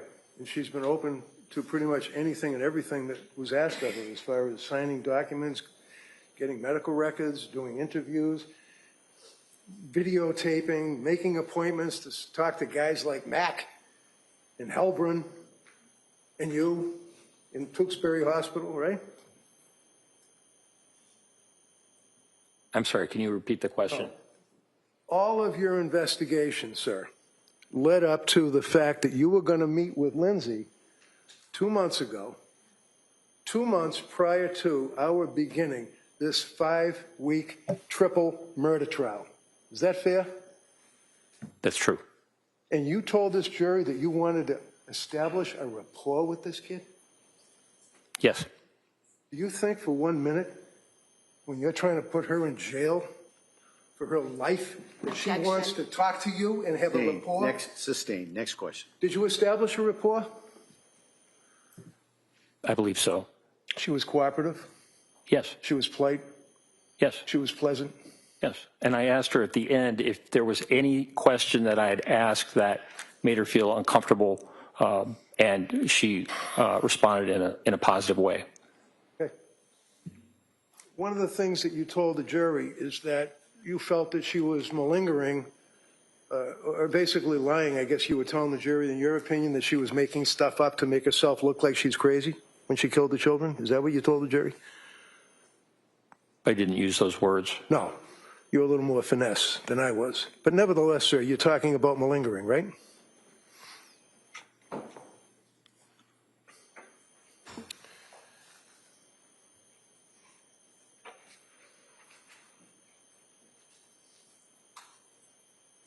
Yes, the statements about the auditory hallucination. Yes. Excuse me. Yes. The answer is yes. You were talking about malingering is my question. Yes or no, right? That's all. Yes. Okay. And when you're talking about malingering, sir, basically that would be when a person finds it in their interest to basically exaggerate or lie to an investigating psychiatrist, right? Correct. And that would be because it's in their interest, like I want to pretend that I'm crazy so a jury thinks I'm crazy and I don't have to pay for a crime. That would be in a criminal sense, right? Yes. Workman's comp cases, you know, a guy gets hurt in the truck and then they end up having interviews by guys like you to make sure to see if, in fact, they're legitimately hurt for a workman's comp claim, right? Yes. Or a civil case, like an auto accident, right? Yes. And there are tests that can be administered to people to see, from a psychiatrist standpoint, whether or not there is objective indicia of the fact that the person is indeed malingering. Yes. And what are those tests? Well, I'm not a neuropsychologist, but there's a test called the SIRS, also the TOMS test of memory. So there are certain tests that can be given by neuropsychologists to assess malingering about certain aspects, certain issues. You've also heard, I imagine, of the MMPI, which is the Minnesota Multiphasic Personality Inventory Test, right? Yes. And that's one that has different scales that you can examine to determine if somebody is lying or malingering or exaggerating or anything like that, right? Correct. And you know that Dr. Helbrun administered that very test to Lindsay about, I don't know, 2 months before you got there, right? Yes. Which would be about 4 months from now, where we stand now, right? Something like that. And would you agree, sir, that even though it would have been perhaps better to actually meet with Lindsay within the first 6 months after the incident, or a year even, or maybe even 2 years, but nevertheless, it still has reliability and validity, does it not, when it's administered to her? The MMPI does, yes. Okay. And you know, sir, that she, in fact, had no impact on the scales at all, with the exception of likelihood of suicide.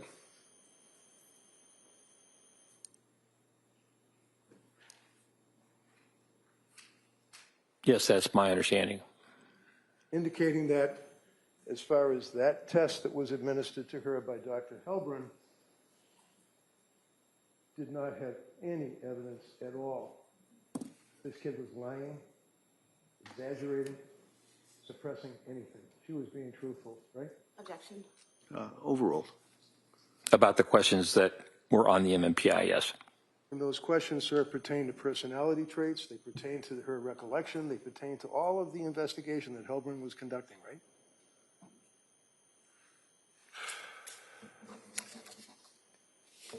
No. Okay. So when the tests were administered and the results were provided, would you agree with me, yes or no, that specifically the test indicated that she was not malingering? Yes. Okay. Correct. You mentioned one of the other things that you were concerned. Oh, by the way, would you agree with me that Dr. Philip Resnick, as you indicated, is like a world-renowned person on filicide, or the killing of your children? He's also a person that is in the forefront pretty much worldwide on malingering, right? Yes, he has written about that. He's done more than write about it. He's basically given hundreds of lectures and many, many, many learned treatises all about people that lie to psychiatrists to try to get away with something, right?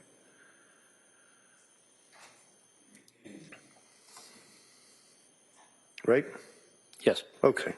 And you know, sir, that Dr. Resnick examined Lindsay, and one of the first things that he did was determine whether or not, in his opinion, she was malingering, lying, suppressing, exaggerating, or doing anything like that, right? Yes.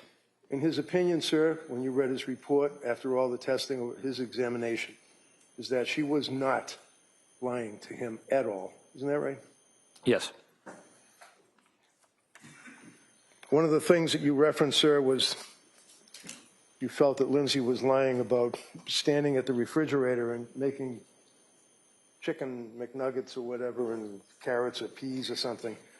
And you felt that that wasn't right because the child had already had a bowl and was eating, I think you told the jury, chicken nuggets and vegetables or something like that, right?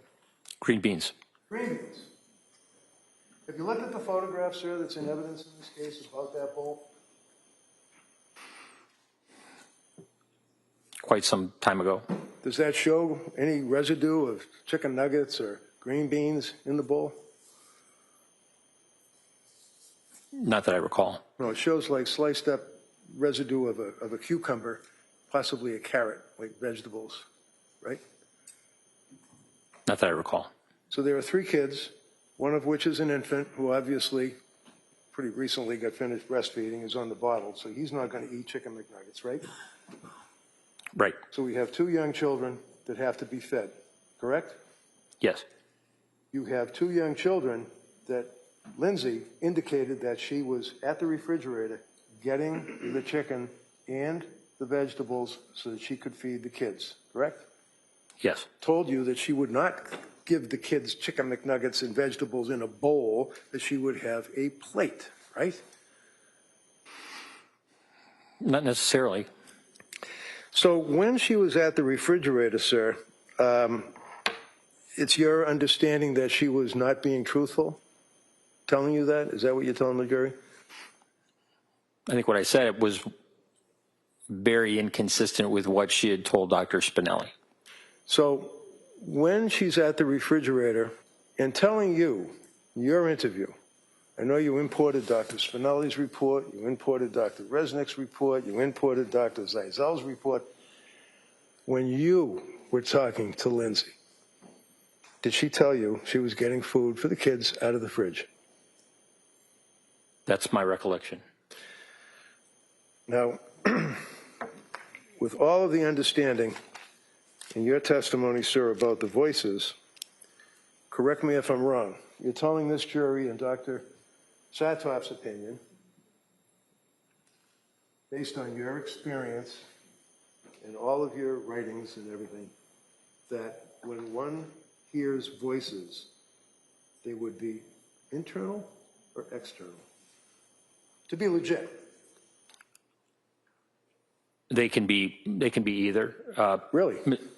I'm sorry, I thought you said that they had to be a particular type, like not internal. If they're internal, they're probably lying. But that's not true, I'm wrong?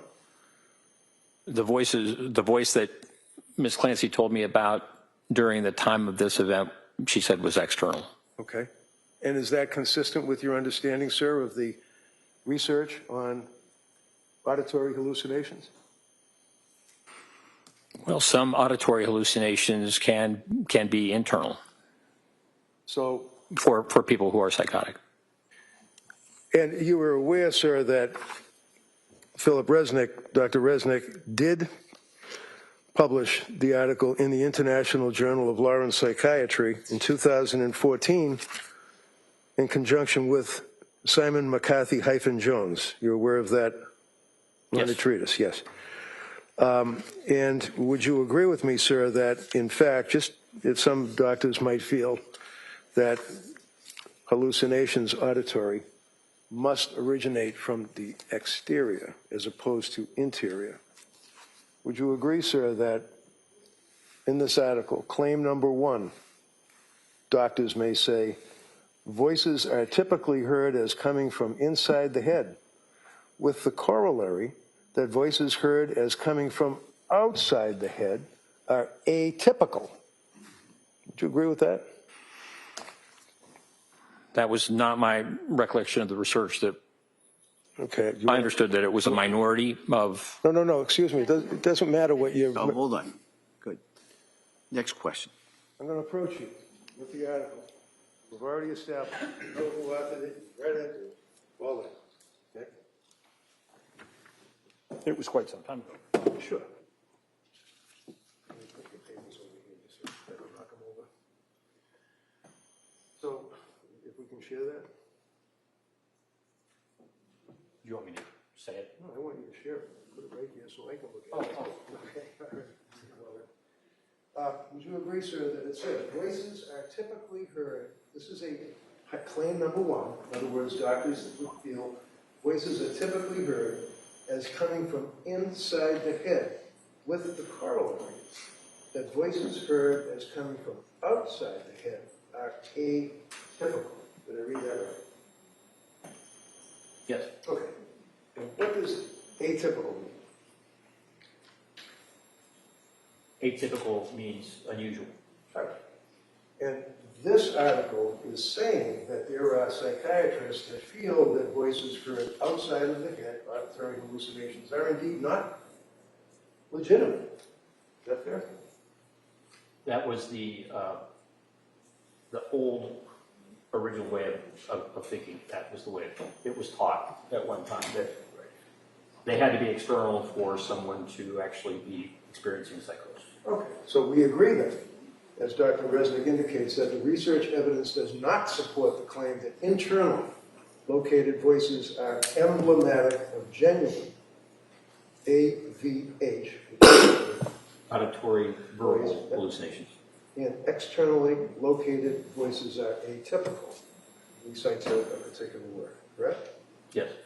For example, he says, the largest study on this question, Kathy Jones, was in 2012. That's what you're referring to as the old research, right? Oh, whenever you were in med school, we talked about that too. I was speaking about very old. Okay. Basically found that of 199 psychiatric patients, 81% who had been diagnosed with schizophrenia, 38% heard both voices coming from inside and outside their head. Did I read that right? You did? So when Lindsay indicated to you that she indeed heard a loud auditory hallucination voice, deep, male, commanding her to do what she told you, that was external, correct? Yes. And you don't have any issues with that. In other words, that is very likely could be legitimate. Yes. Okay. Now, if you take a young woman who, as the evidence has shown, is suffering with her medical condition and psychiatric condition and seeing doctors and being prescribed medications and reaching out to people for help and suicide hotlines and people down in Rhode Island and McLean Locked Wards Institute. If I hold an opening statement, sir, would you agree that in her efforts to maintain control, she, meaning Lindsay, withheld... Form of the question? Yeah, if we could approach. Sure.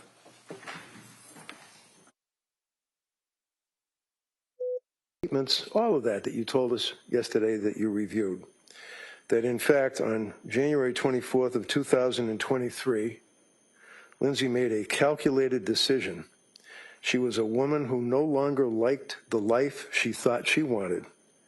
It was getting harder and harder for her to control, and when she saw the opportunity to escape, she made the selfish choice to take it, and to take Cora, Dawson, and Callan first, before attempting to take her own life. Continuing on, sir, she chose to manipulate her providers, seek out a quick and easy fix when she was feeling depressed and anxious, and when she didn't get what she expected, she chose the alternate route. She would seek a different doctor. She would change medications after days. She disengaged from treatment that she didn't like the plan, and after only 4 months in treatment, she made a choice, a deliberate and intentional decision that she did not want to try anymore, And because no one could take care of her kids the way she wanted them to, she had to take them with her too. Would you agree that the evidence, in your opinion, supports that contention, sir? Well, there's a lot in that. Yeah, it is. Do you agree that it would support your contention, sir, or it would not? I think that statement that you read really minimizes what she was going through. Okay. All right. Thank you. Attorney Sprague? Thank you, Your Honor.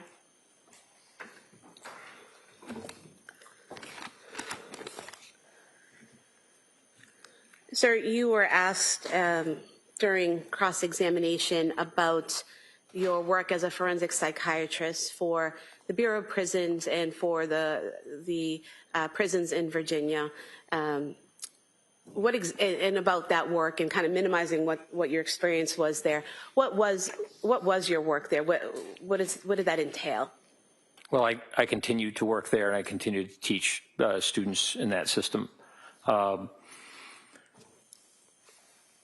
Seeing patients who are inmates in a number of different facilities, men's and women's facilities over the years,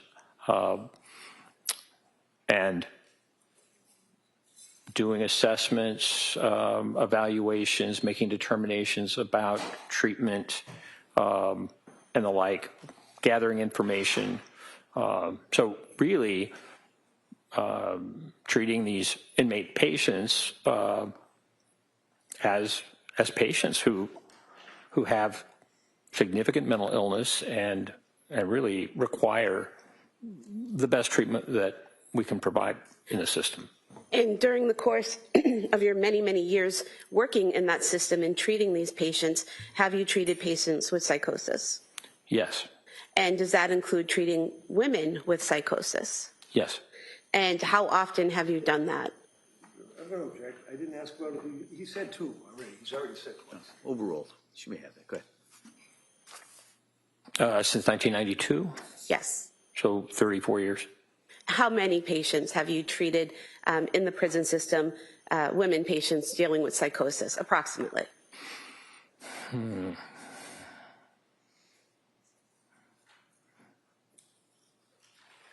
Several hundred. And are there certain common signs or symptoms that these women display who have psychosis?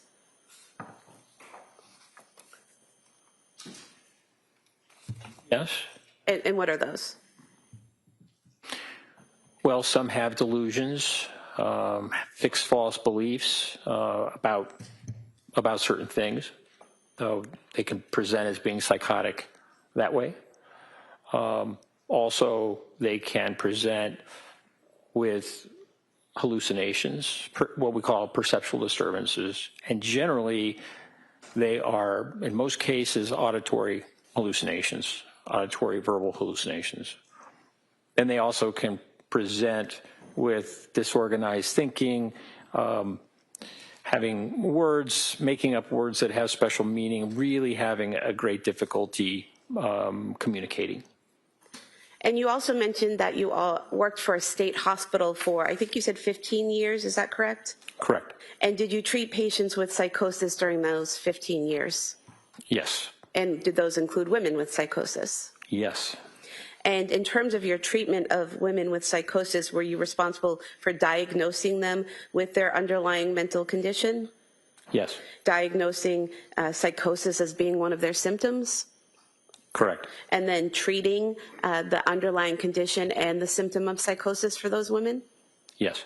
And you did that for approximately 15 years, correct? Yes. And you mentioned two specific patients, females that you dealt with postpartum depression or postpartum psychosis. Do you recall that? Yes. And what did you learn from treating those two patients? So those are the two patients that are mentioned in the case reports. Which case reports? The case report about postpartum psychosis that was written.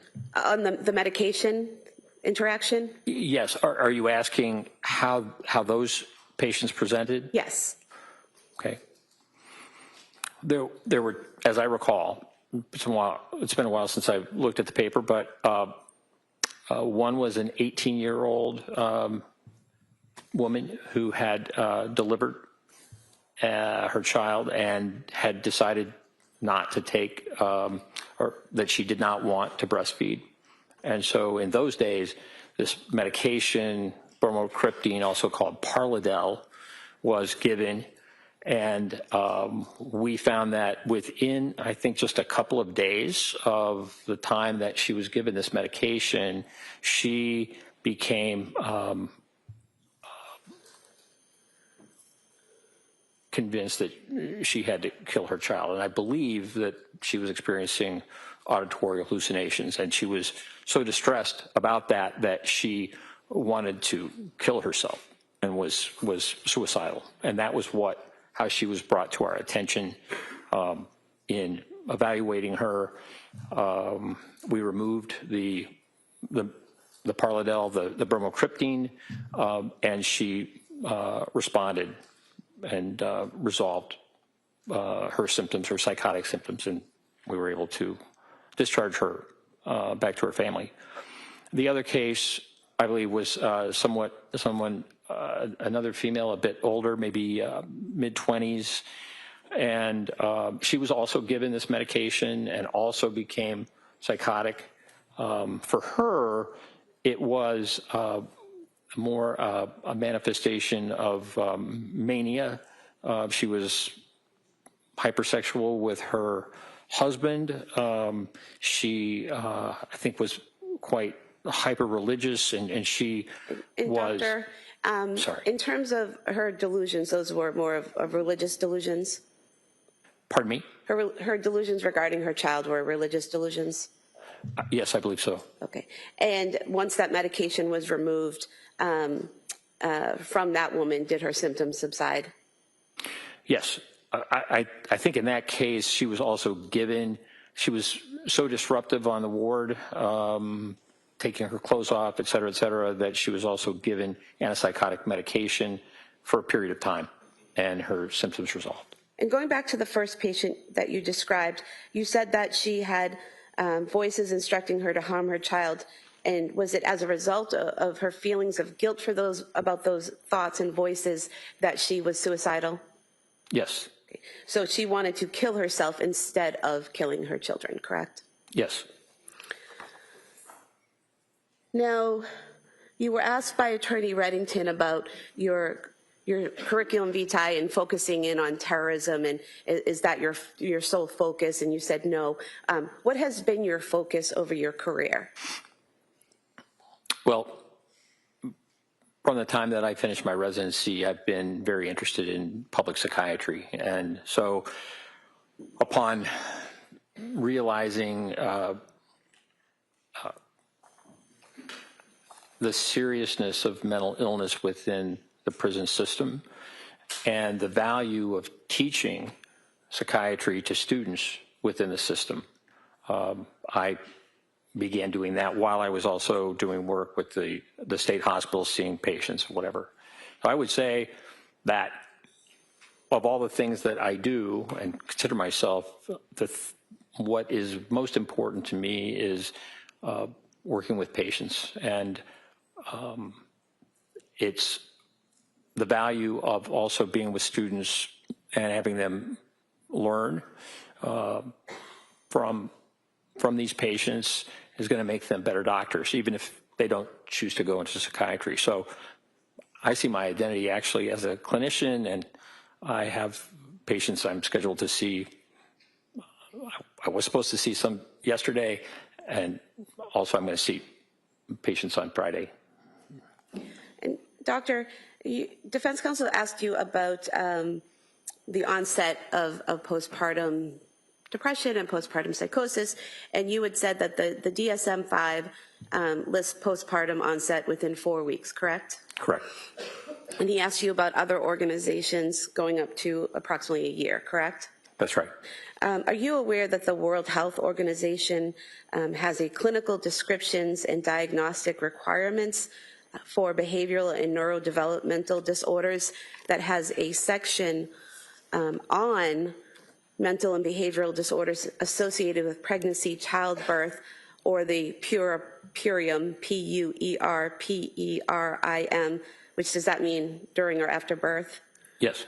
And that in that section by the World Health Organization, they state that mental and Objection. She's not going to read that to him, and then he's going to agree with it. She can ask him if he's read Well, it. let's hear the question first, and then I'll assume there'll be an objection. Are you aware that in that section it states that mental and behavioral disorders associated with pregnancy, childbirth, or the puerperium are syndromes associated with pregnancy or the puerperium commencing within about 6 weeks after delivery? Objection overruled. I'll allow that, if you know that, Doctor. Yes. Okay.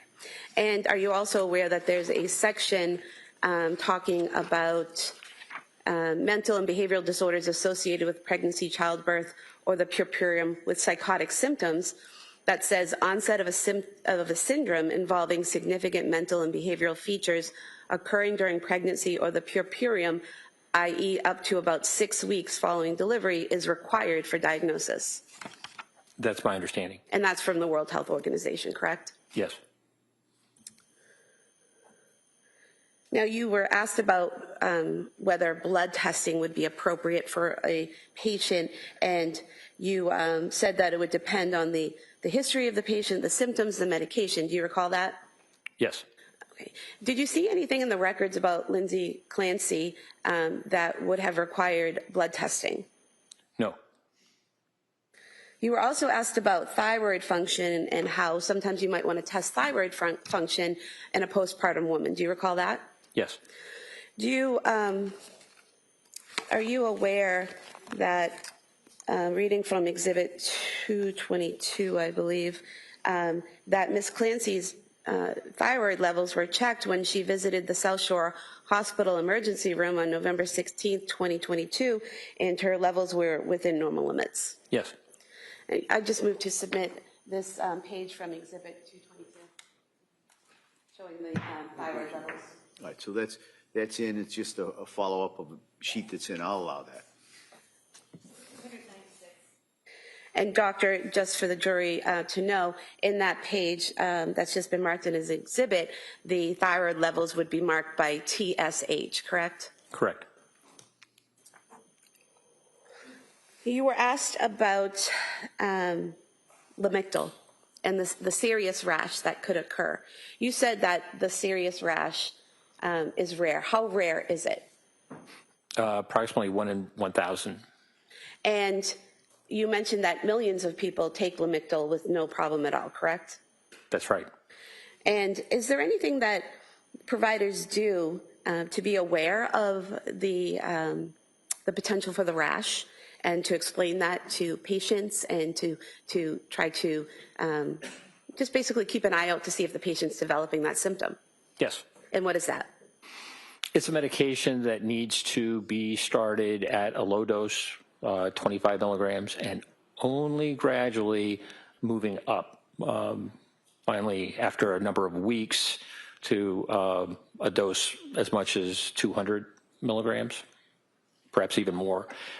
When the medication is given in a what we call titrated, slow process, the potential for this serious rash is greatly decreased.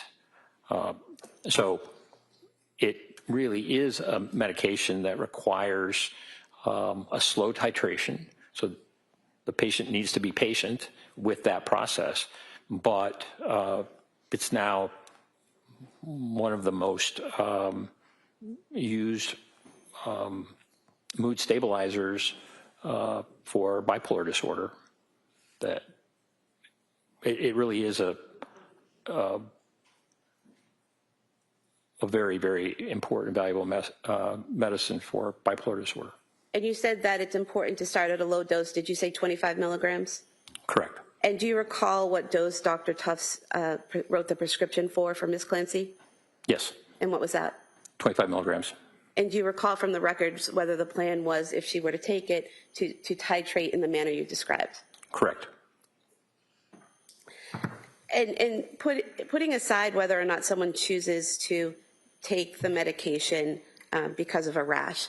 Is there any significance to the person, to a patient, being prescribed a medication and then not telling that provider that they chose not to take it? Yes. And what is that?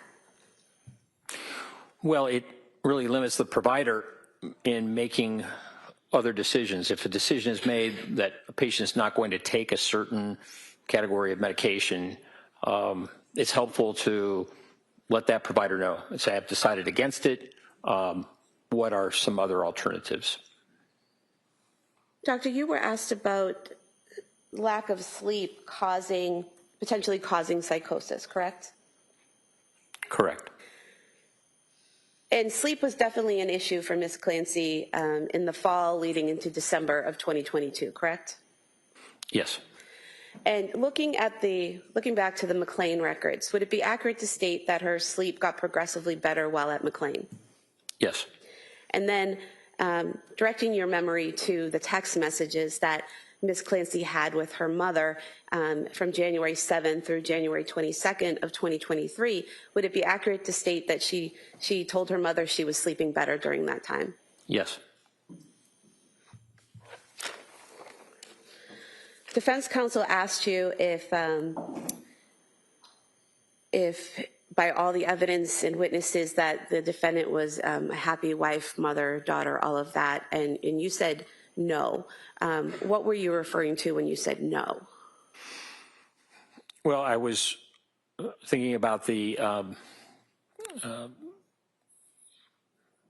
paper that she filled out on September 12th of 2022, in which she expressed some of the concerns that she had, significant anxiety, but also, as I recall, insomnia was a concern of hers. And it was followed up with Jennifer McAllister, who worked with Dr. Tufts. And I think in Ms. McAllister's note, Ms. Clancy mentioned that she had waning confidence in being able to take care of her children as they were growing up. And that, I think in a note of Dr. Tufts noted that she said that she found that Callan needed more attention, and that as the kids were growing older, that she was finding them more challenging. Did she give any information did Ms. Clancy give any information about why it was more challenging as the kids got older? I'm going to object. This is pretty far afield. Yeah, sustained. It goes beyond cross.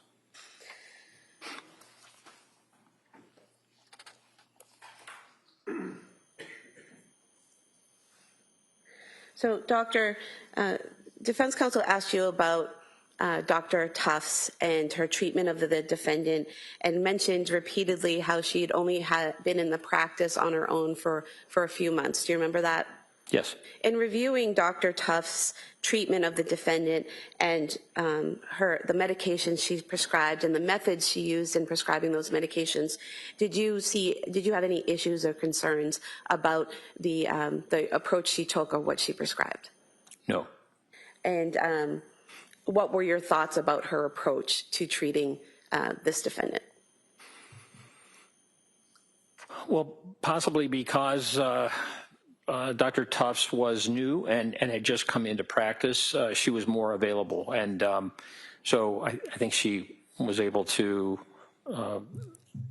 see Ms. Clancy over video 14 times. And for example, when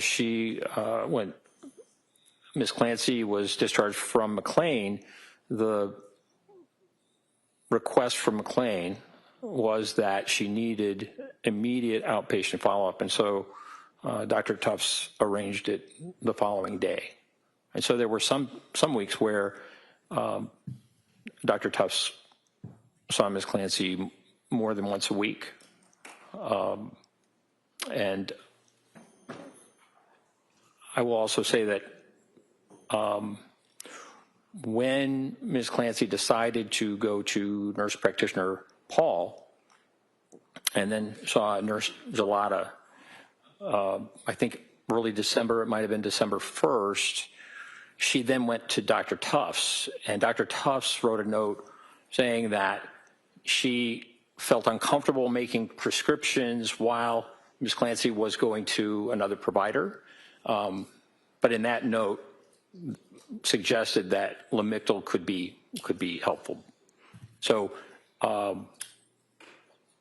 Dr. Tufts was very responsive to concerns of Ms. Clancy in terms of seeing her.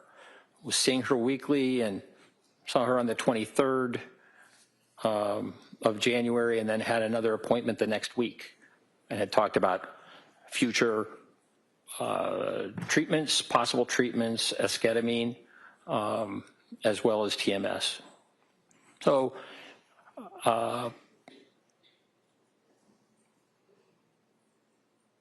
perhaps the fact that she had just left her residency meant that she could be more responsive to seeing patients quickly, and she did that. And speaking specifically to the prescribing, prescribing which medications she's prescribed, which doses, what different options she tried. Did you have an opinion based on your training and experience of Dr. Tufts' method with prescriptions? Yes. And what was that? I felt that the prescribing was very reasonable. How so? Well, back in 2013, 2014, Ms. Clancy had taken Prozac and SSRI, and it was helpful. She also took Wellbutrin and propranolol. After Dawson was born, Ms. Clancy had some significant anxiety and actually went to a doctor and was prescribed Zoloft. So this would have been in 2019. But then decided, 2019, early 2020, but then decided not to take the Zoloft. Her anxiety symptoms resolved. It was a difficult time, particularly as she got older because of COVID, but she decided that even though she had the prescription of Zoloft, she decided not to take it. The anxiety that she experienced after Callan's birth was more significant and lasted longer. And so she went to Dr. Tufts, who got a history of Ms. Clancy having taken the Prozac and done well on it, having seriously considered Zoloft to the extent that she got a prescription for it, decided not to take it, that Zoloft at 25 milligrams, which is the lowest dose, starting that, would be a reasonable choice, really perhaps the most reasonable choice of an antidepressant, given Ms. Clancy's history up to that point. I believe that there were only 7 pills taken. Ms. Clancy was directed to take 25 milligrams for a week and then increased to 50 milligrams, two tablets, but had, I think maybe after 5 days, taken that increase and increased from 25 to 50 milligrams, and then had the adverse reaction of insomnia, very significant insomnia. And in terms of after seeing the effects from the Zoloft and stopping that prescription, the various prescriptions that Dr. Tufts tried with the defendant, did you have an opinion based on your training experience about whether that trial and error process and what she prescribed and what she tried with the defendant, whether that was reasonable? Overruled. Yes. And was it reasonable? Was it reasonable? Yes. Yes. And how so? Well, Ms. Clancy, after having the insomnia, was very upset and concerned, as anyone would be. I think that was around October 21st. And so Dr. Tufts assessed her and told her to stop the Zoloft and started her on Ativan, I understand, and Benadryl. And that medication was helpful for a while, but Ms. Clancy was concerned about Ativan, benzodiazepines being addictive, and concerned about getting hooked on these types of medications, and that is a concern over the long term. And so part of the process was to see if she could be treated effectively by decreasing the benzodiazepines, or maybe giving her a longer acting benzodiazepine. The medication buspirone, was prescribed by Dr. Tufts, but Ms. Clancy, in a note. Excuse me, doctor, I apologize. Can I have a standing objection to the rambling answers? This is redirect. I object. All right. We can see, counsel, I just want to put something on the record. Counsel.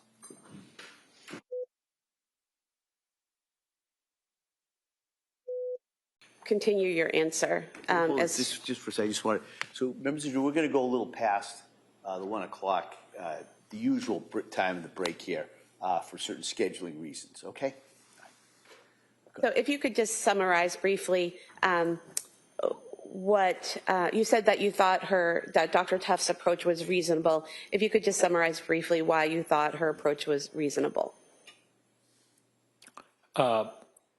According to the notes and also the emails, communications with between Dr. Tufts and Ms. Clancy, I found Dr. Tufts to be very responsive to Ms. Clancy's symptoms and concerns in really trying to make adjustments according to how Ms. Clancy was doing. Thank you. And you were asked by defense counsel about her visit to Women and Infants Hospital, and about the defendant.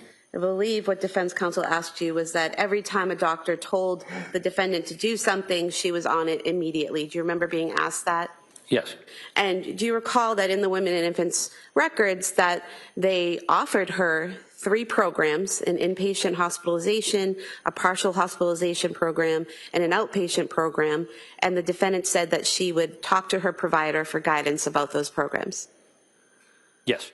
And do you recall reading in the notes and records of Dr. Tufts, nurse practitioner Gelada, that she never discussed those 3 programs with her doctor or her nurse practitioner, correct?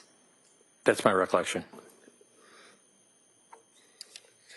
Now, in terms of the calls to Aspire, to the hotline for the suicide hotline, you were asked about where in the records you saw that, and I would just like to approach also from Exhibit 222, the note from December 8th, 2022 of Letitia Dukes. And if you could just review this note here and then look up when you're finished.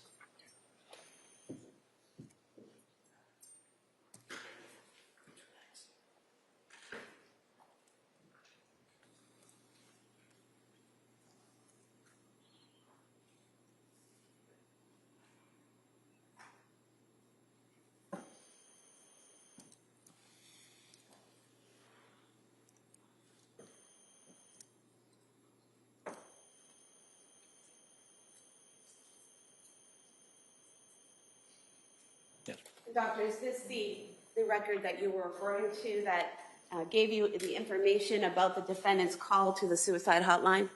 Yes.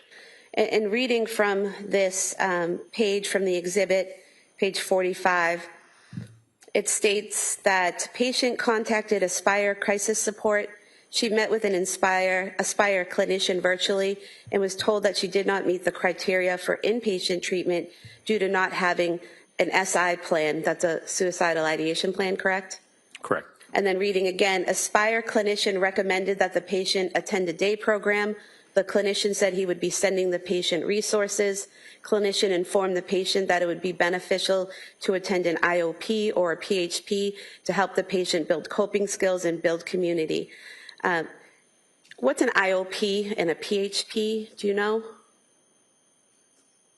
PHP is partial hospitalization program, and IOP is, I believe, an inpatient program. And so when the defendant called the suicide hotline, she told them she was having suicidal thoughts, correct? Correct. But she told them she did not have a plan, correct? Correct. And they didn't just hang up on her. They sent her resources and recommended a day program and a partial hospitalization program or an inpatient program, correct?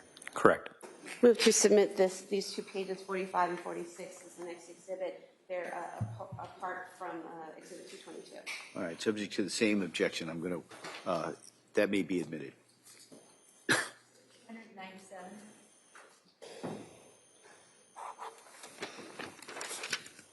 You were asked a lot of questions about hormone changes after pregnancy and if that can affect, and stopping breastfeeding, and if that could affect someone's mental health. Do you remember that?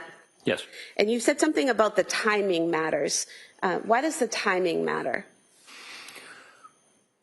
Well, after lactation and a postpartum period, and it may be the decision for a woman to stop lactation can occur at various times, not just during a circumscribed 1-month period. But stopping lactation causes a decrease in prolactin levels, and an increase in estrogen and progesterone. And it really depends on when someone decides to stop breastfeeding.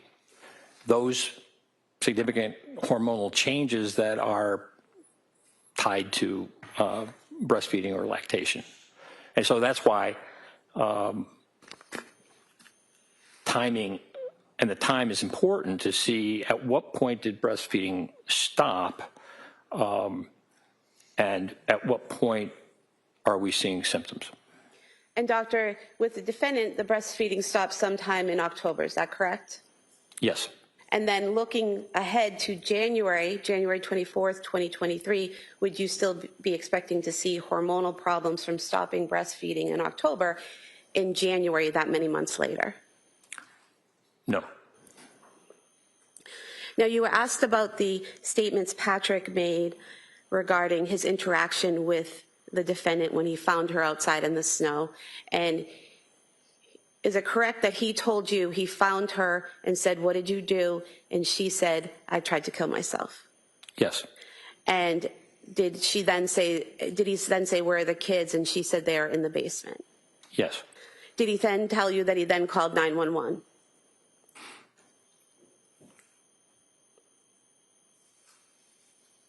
I don't recall exactly when he told me that he called 911.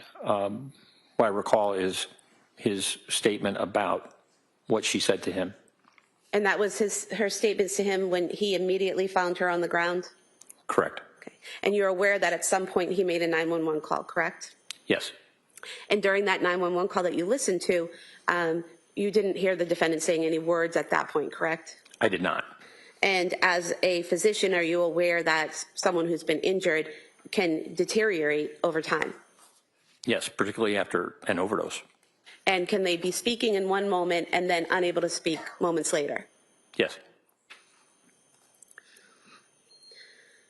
Now, you were also asked about the crushed up pills and whether there was any residue on the nightstand or anywhere in the house that the police saw, correct? Yes. And there was no residue in the photos, correct? Not that I saw. But you don't know when she crushed up the pills, do you? I don't. If she had crushed them up earlier in the day, there wouldn't necessarily be residue, correct? Correct. If she had crushed them up days before and put the empty bottles in a drawer, there wouldn't necessarily be residue, correct? It's sustained. Yes.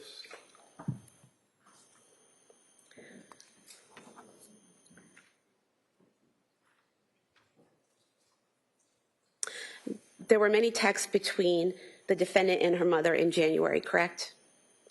Yes. And from January 7th until January 22nd, when when Ms. Clancy's mother and father visited her at her home, the text messages clearly indicated that they were in 2 separate locations, correct? Yes.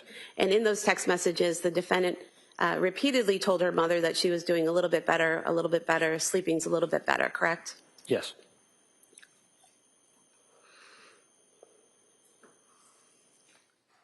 You were asked about Dr. Resnick and how many articles and how many books he's written and how he's well known in this area, correct? Yes. And are you familiar with Dr. Resnick's teachings about malingering and about psychosis? Yes. And is it fair to say that Dr. Resnick teaches others that one of the red flags to look for in malingering? You can ask him what he's read, not tell him what she wants him to say. No, hold on. Let me hear the question first. Are you aware that one of the red flags that Dr. Resnick teaches to look for in malingering and faking hearing voices is that someone automatically obeys a command? Yes. That's stricken at this time. Can I see counsel?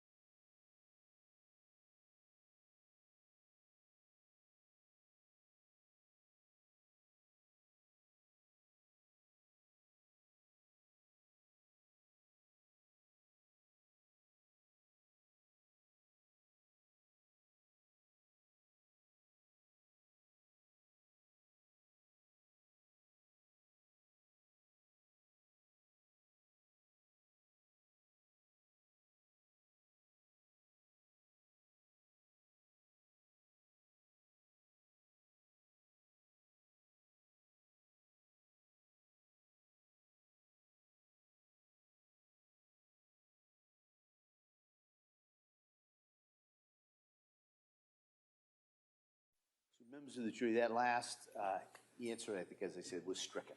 Okay? Yeah, come on. Thank you, Your Honor. Now, you were asked about trying to do collateral interviews with the defendant's family, correct? Yes. And you had requested of our office to make arrangements to interview the defendant's parents and her sister, correct? Yes. Were you aware that an email was sent to, were you aware that a phone message was left for Paula Musgrove asking if she and her husband would be willing to meet with you on June 11th, 2026, and that they did not return the call? That's my understanding. And are you aware that an email was sent to Allison Ozga, the defendant's sister, requesting that she meet with you, and her response to that email was, "I am awaiting a response from Kevin advising me on participating in Dr. Saathoff's assessment. I will respond once I speak to him." Were you aware of that? That was my understanding. And were you aware that she did not respond after that? Correct. I have nothing further. Thank you. You weren't aware that Kevin was on a month-long federal trial during that period of time either, were you? That'd be me. Is that a question? Yeah. Can you repeat it? You could say, maybe get a little closer to the microphone. I had problems. Aware, sir, that during the time that Orzga, her sister, said she's waiting to hear from Kevin, and I'm the Kevin, that I was on trial on a month-long federal case out of my office. You didn't know that, did you? I did not know that. Did you ever think to call me directly or at my secretary, my office manager, to ask about me reaching out to these people? No. That's all I have, Judge. Thank you. Anything else? No. All right, thank you, Doctor. You may Thank sit you. down. Thank you.